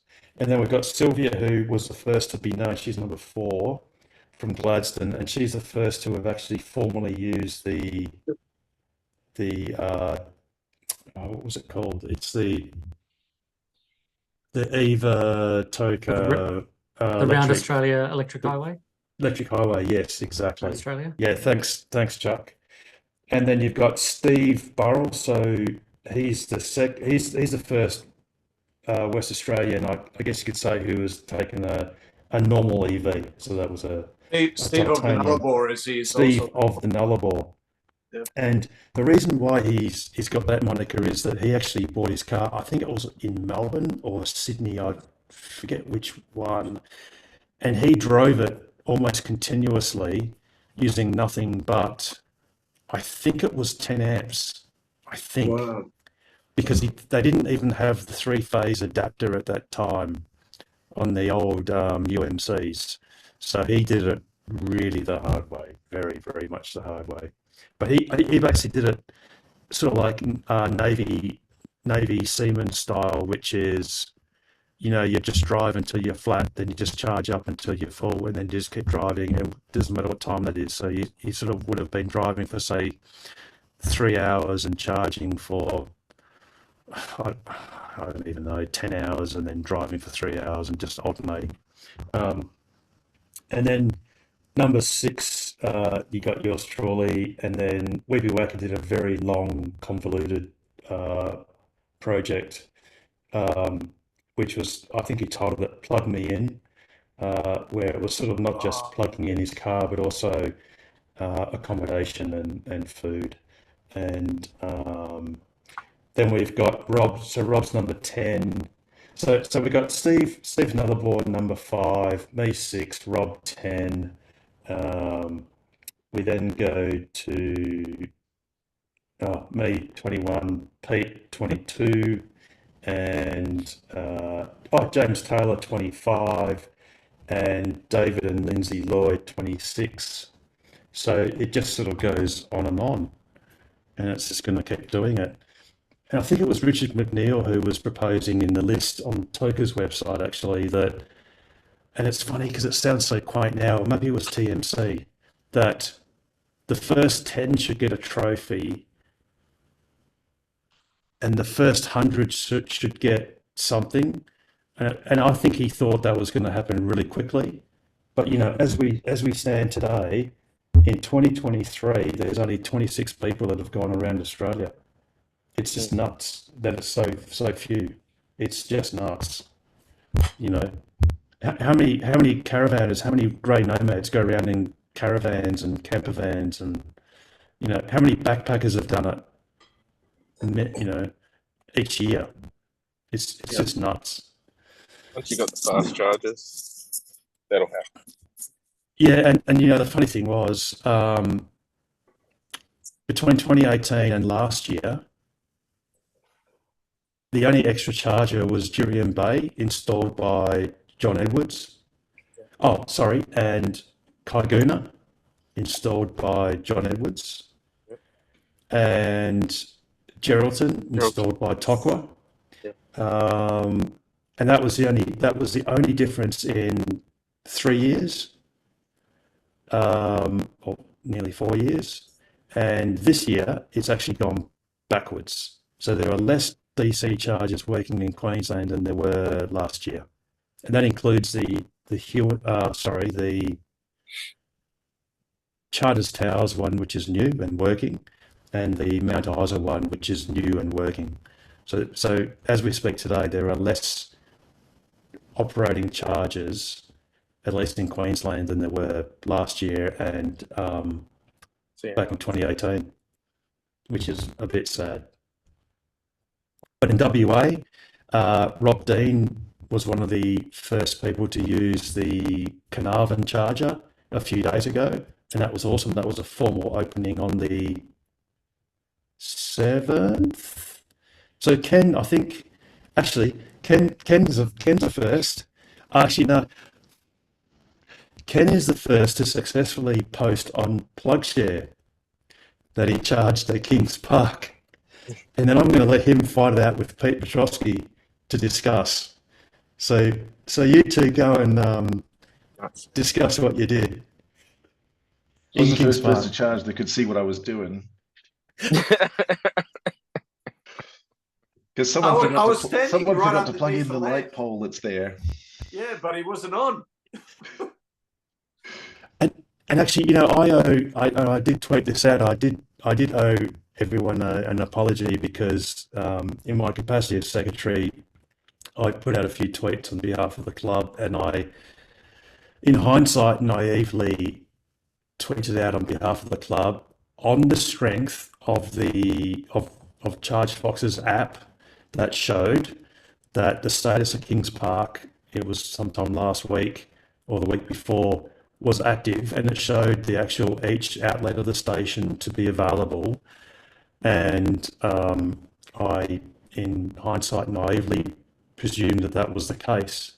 And as it turns out, that wasn't, and the charger wasn't available for a number of days until the Honourable Bill Johnston officially opened it on the 6th of September. Is that right, Ken? Yeah, 6th of September was the opening day. And even after that, it had traffic cones in front of it, so it was madness. I'm pretty sure it was electrically commissioned some days before, in line with your tweet. But yes, I concur that it needed to have an official opening before anyone was allowed to charge. So yeah, and look, you know, I'm the first green tick on PlugShare, so I'm owning it, mate. That's right. If it's not green, it's just didn't happen, you know. It's a technicality, but all right. Yes. Well, Ken had the first green charge, and Pete had the first black charge, Yeah, literally that's and right. metaphorically. So, Well, actually, that site, there is not a single light source anywhere apart from Zamia Cafe, and apart from that light pole, which is still not on. And you're in the middle of Kings Park. It is pitch black, and there's a footpath that's literally 20 centimeters away from the charger, and then there's just bush. And while I was, you know, trying to take some photos, there was a person that just walked.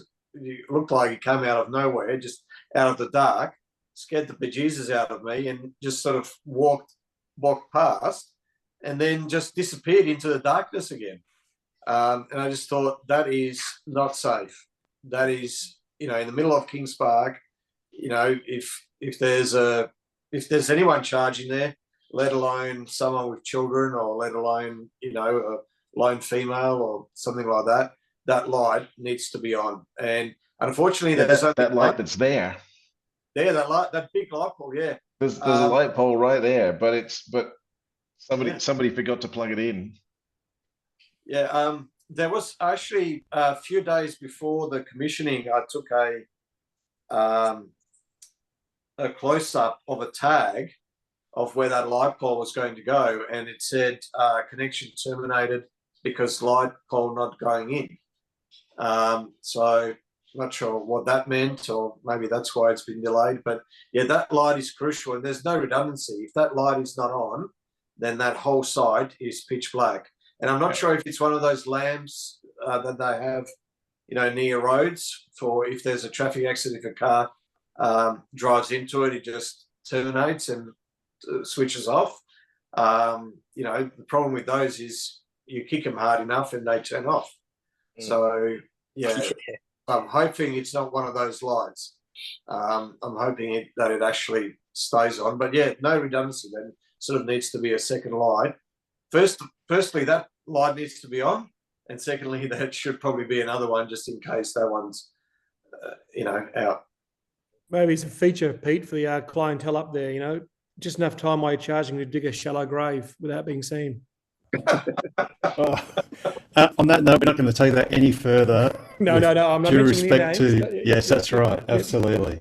I have no idea who you're talking about. No, exactly right. Yeah, exactly. That was a random comment. About charges in the middle of nowhere. My Nullarbor trip coming up, I'm going to leave on the 8th of October. So, Harold, I need a hand with some cones. It's a cone cable, apparently. Yeah, so just I'm going to put my number in the chat once I work out everyone in meeting.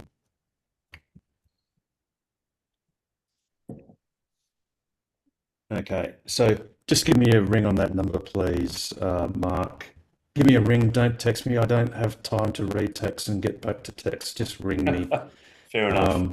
It's a lot. I'm old school, and it's a lot easier to deal with it there and then. But so did you say 8th of October? That's fine. That'll be fine. Yeah, 8th of October. Yeah. But I was planning to zip up to Monkey Mire, so I'm not learning about how to use it and all that over the Nullarbor, and just go up to Monkey Mire and pop into Billabong. Is it Billabong Homestead?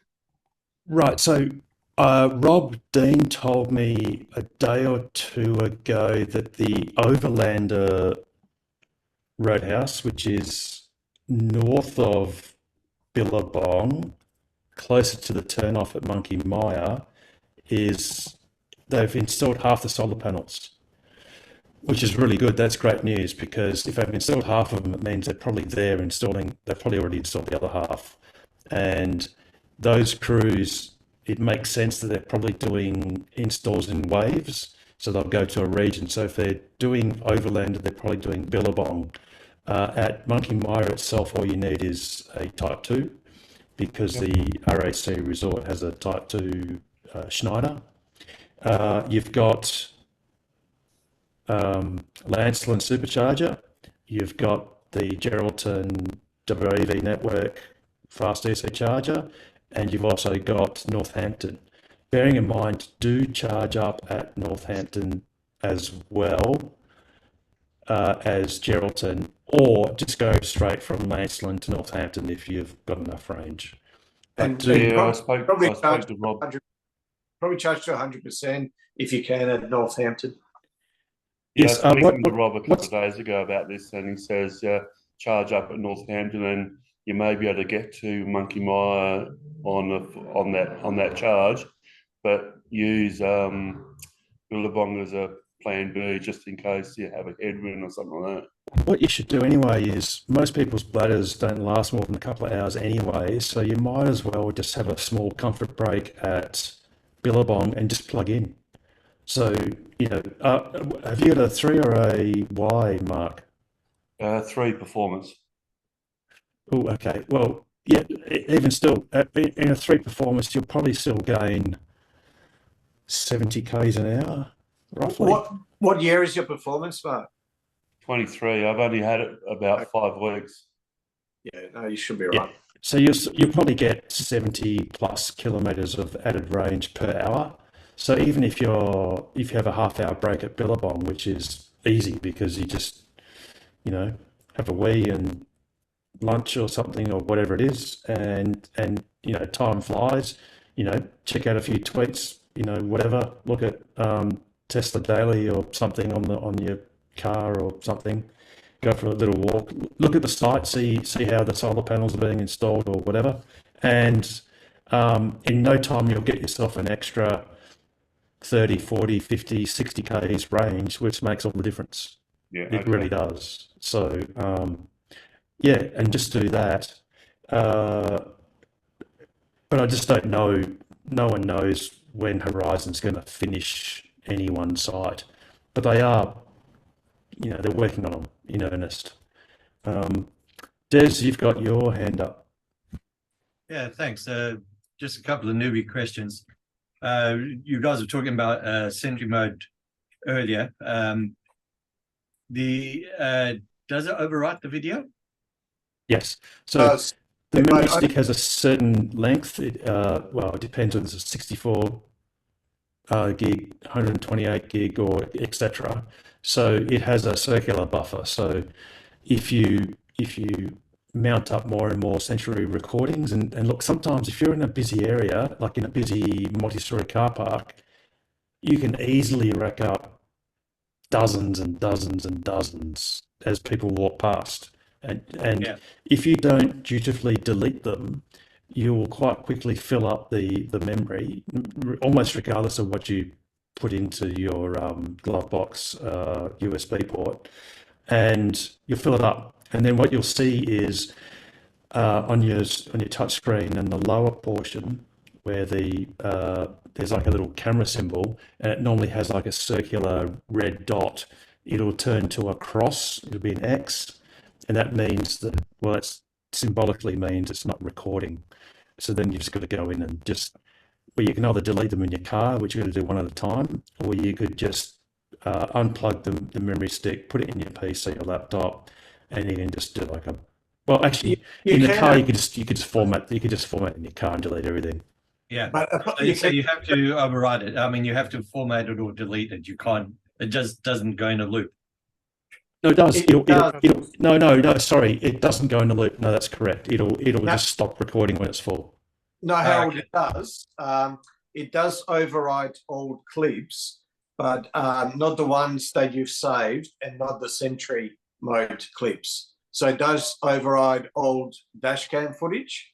It does overwrite it, unless you hit record and actually save that footage. Well, yeah, but Pete, when you say dash cam footage, that's just the last hour. That's that one buffer, which is the last hour of recording. But if you don't press record, or there's no Sentry events, and you've just got dash cam, all you ever have is an hour of recording. It never records longer than an hour. That's the only thing that is in a circular buffer. Right, that makes sense. There's also another thing you should know, that the USB stick that the car comes with is 128 gig, but the car will actually take up to 256 gig. So you can get 256 gig drives, but you want a extreme or a high endurance one, because don't forget there's 4 video feeds that are being recorded at the same time, and it's overriding other videos. So you're putting a huge amount of stress on that memory card. I've got a 1 terabyte hard drive. Would that work, or wouldn't work? Yeah, that's fine. Yeah. And then is the alarm, is that on automatically? I don't remember switching that on at all. Yes, it is. If you look in your safety section, I thought safety, something like that. It's actually grayed out. It's like a faint blue, and I mean, because I had to catch the Tassie ferry, I had to turn it off. And classically, you can't turn it off. The only way it's selectable to be turned off is if you turn off Sentry mode. So, which is good. It means it's on effectively by default in most cases. That's great. And then one question about the tails. I bought a 5-pin tail, and the electrician that I had put in my supply, and it wasn't happy doing it, so I got a 3-pin 32 amp tail. Do you have a 3-phase? Do you have a 3-phase house, Des? No, it's a single phase. So, oh, great. Okay, cool. No problem. Yep. So it's a single phase tail. I managed to read up about it. He wasn't happy about putting a 3-phase socket in on a single phase, and I mean, he signs off on it, so I just accepted it. Is it worthwhile hanging on to the 5-pin? Yes.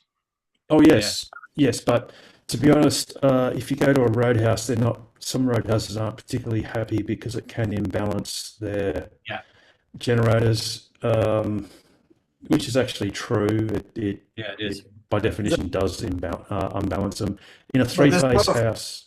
Footy ovals and footy fields and places, like that you can use it. Yes, and in that case, it's completely okay, because by definition, the wiring has to handle phase failures and imbalances. So, look, if you've already got it, Des, then don't chuck it, keep it, absolutely. But just be aware that some locations, they may not, particularly off-grid locations, it may not be ideal to use. And you should never use it technically in a 3-phase connected house, unless it's had its power upgraded to beyond 32 amps 3-phase, which you can do. You can apply to Western Power and have your house, if it's 3-phase, upgraded beyond the 22 amp 22 amps. 32 amps 3-phase. You can have it upgraded at your expense. Yeah. No worries. Alrighty, we got any other questions or comments before I might go to bed and leave everyone in Perth rocking on for a bit? And say the share price is good. Oh, so is the share price up or down? Look, I saw it went up 10% a couple of days ago, and then it went Static today. But up static. 10%. It's It gone went up down a couple of dollars. today, so The market's open now, so it's 272 now. 272, which that's nice to be in the upper part of the 200s. It's almost, it seems like it's sort of in a bit of a trading range at the moment. Like, you know, you could say between 240 and I don't know, maybe 280, but It was 248 7 days ago, and it's now 272. But that's a take bit it of any a day. bit of a jump today from 267 earlier on. Yes, yeah. Well, that's nice to see. the theory is that the longer it stays within a range bound channel, the bigger the breakout. Yep. Not advice, just technical analysis theory. And that was true of Tesla in particular during, was it 2013 or 14? I can't remember which year it was, but there was, for about 2 years, it was stuck in a channel, and then it just, went crazy. Yeah, and there was another one of those in about 2016, 17, 18. It just sat at the original pre-split price of, it was in the 300s, low 300s, and it just sat there and drooped down to high 200s. Since then, it's gone up 15 times, but you know, it's just what it does. What's it saying, Pete? What's the stock market in the short term? Voting machine. In the long term, it's a weighing machine, according to Warren Buffett. It's a very good saying, that one, and it is very true. But see, to trap 10 trillion, it's only another 12-fold. You know, it's done the 15-fold. It's done the, Yep. So not that. And that's what the original, not the original, but Elon Musk's most recent performance incentive program, Tesla's market cap was 64, roughly 50 $60 billion market cap, and he had to 10x it to get his extra 10% of the company, and which was the highest compensation that any CEO has ever gotten from anywhere ever. And but he had to didn't take any salary at all. What he did actually, he was required to draw a salary. No, it was $50,000 per annum, because in California that's the minimum whatever you have to take. But he never cashed in the checks. Precisely. So he never cashed them, but Tesla wrote the checks, and his performance thing, he had 10 tranches. He had to basically 10 bag the company, and if he 10 bagged it, he took his shareholding from, I think it was 20% up to 30%. So he got an extra 10% of the company, which was laughingly impossible to 10x it.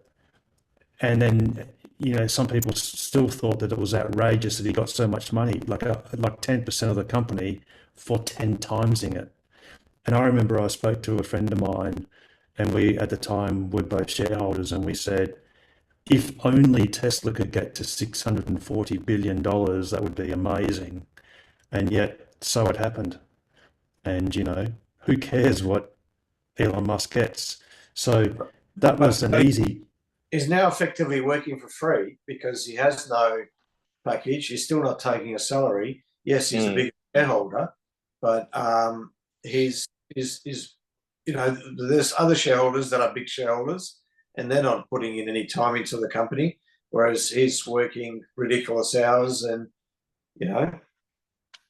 Yeah, absolutely. But I think the point is, as ridiculous as another 10x sounds, it's not. We'll be careful how to word this, but I don't think I got my sounds. Let's have a look. Have I got my sounds Disclaimer, working? it's just Yeah. we're just idiots on YouTube. Don't listen to us. There you go. Can you hear that? No, you probably can't. Nope. No, you can't hear that. Anyway, so It's not basically, financial advice. I think, yeah, it's not financial advice. Do your own research for entertainment purposes only. It's probably all but inevitable that Tesla will 10x in the next decade. Because if you think about it, Tesla is not just a single trick pony. It's not just a car company. It's not just an energy company. It's not just a battery storage company. It's not just a AI company. It's not just a robotics company. It's not just a humanoid robot company. It's everything all combined.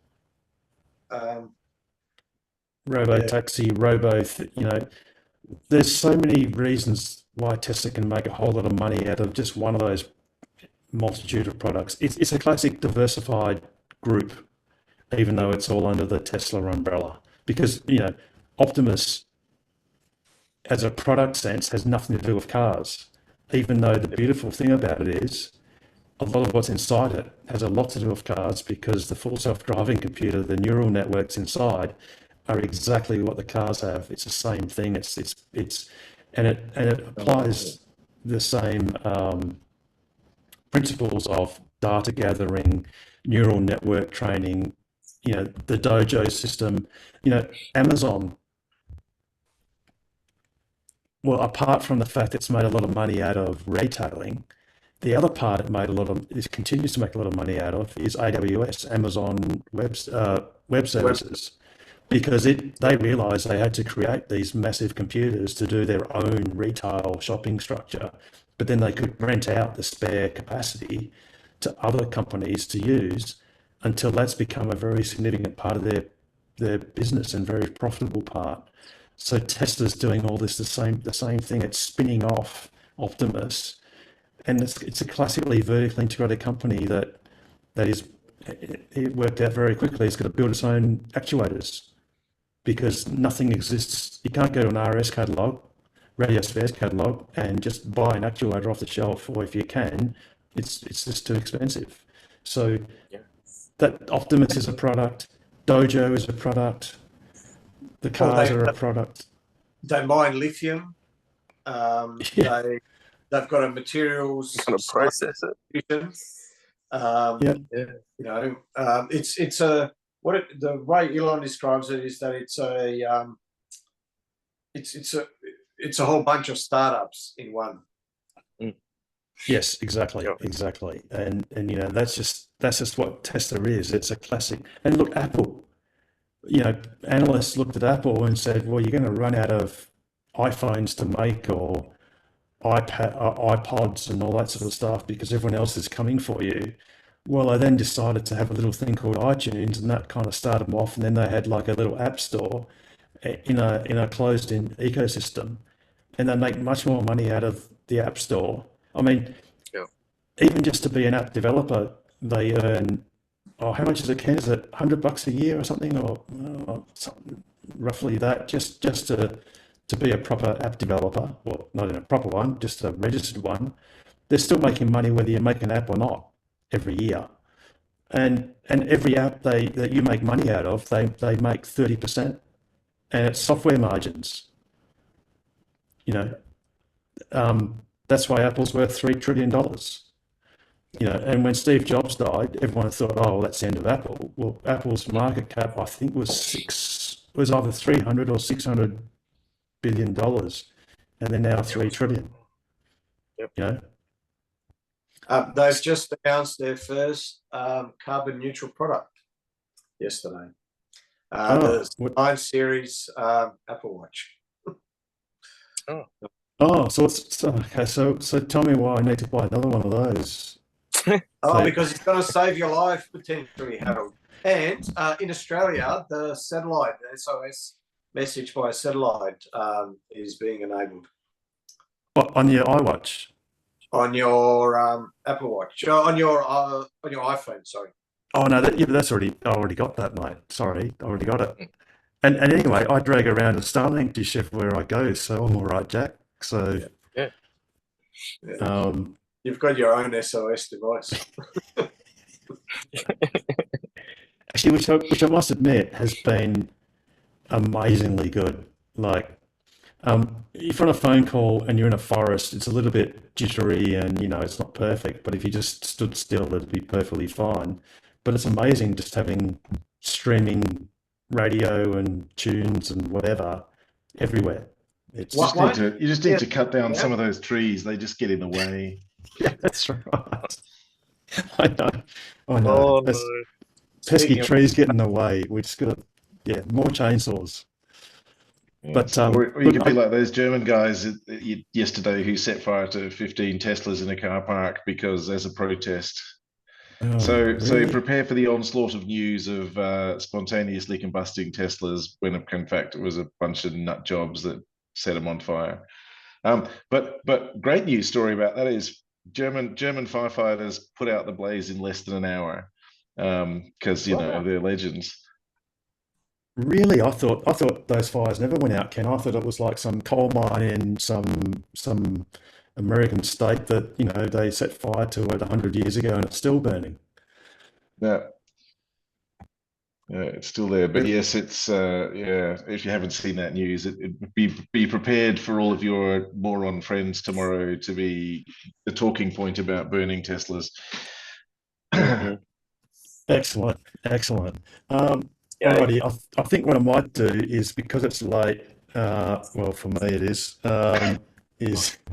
do an outro for everyone in YouTube land and then just pause the recording. And actually, ironically, I don't do myself any favors because when I actually click off, I've got to wait for Zoom to convert it and then YouTube to upload it. So it still takes like about an hour, but at least I don't have to keep on talking.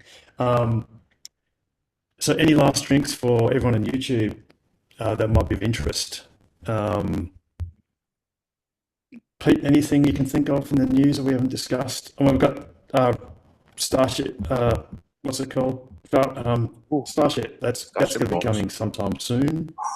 I think it's stacked and almost ready for launch in the next little bit. They're just waiting for sign off on their 63 things they needed to fix. And then we're away. Oh, come on, you can do a tick and flick, it'll be all right. They won't even notice. And hot staging for the win, it'll be great. Oh, that's going to be cool to watch, no matter what happens. There'll be flames everywhere. Awesome. Alrighty, I think that might be it. What we'll do is just the outro, and I'll try not to mess it up like I did last fortnight, where I think I disconnected everyone inadvertently, but sorry for that if that's what happened. That was fun. No doubt you worked out how to log back in. Let me just get my little bit ready here. So, Pete, how would you end an awesome show like this? As always, stay safe, stay sustainable, and stay ahead of the curve. And the best way to do that is buy a Tesla, join Tokwa, and ask us anything about accelerating the world's transition to sustainable energy. Have a wonderful week, everyone. Next week will be a proper home version of Ask Us Anything. And in the meantime, stay safe, and we'll see you next week on Ask Us Anything. Good night, everyone. So, Harold, well done.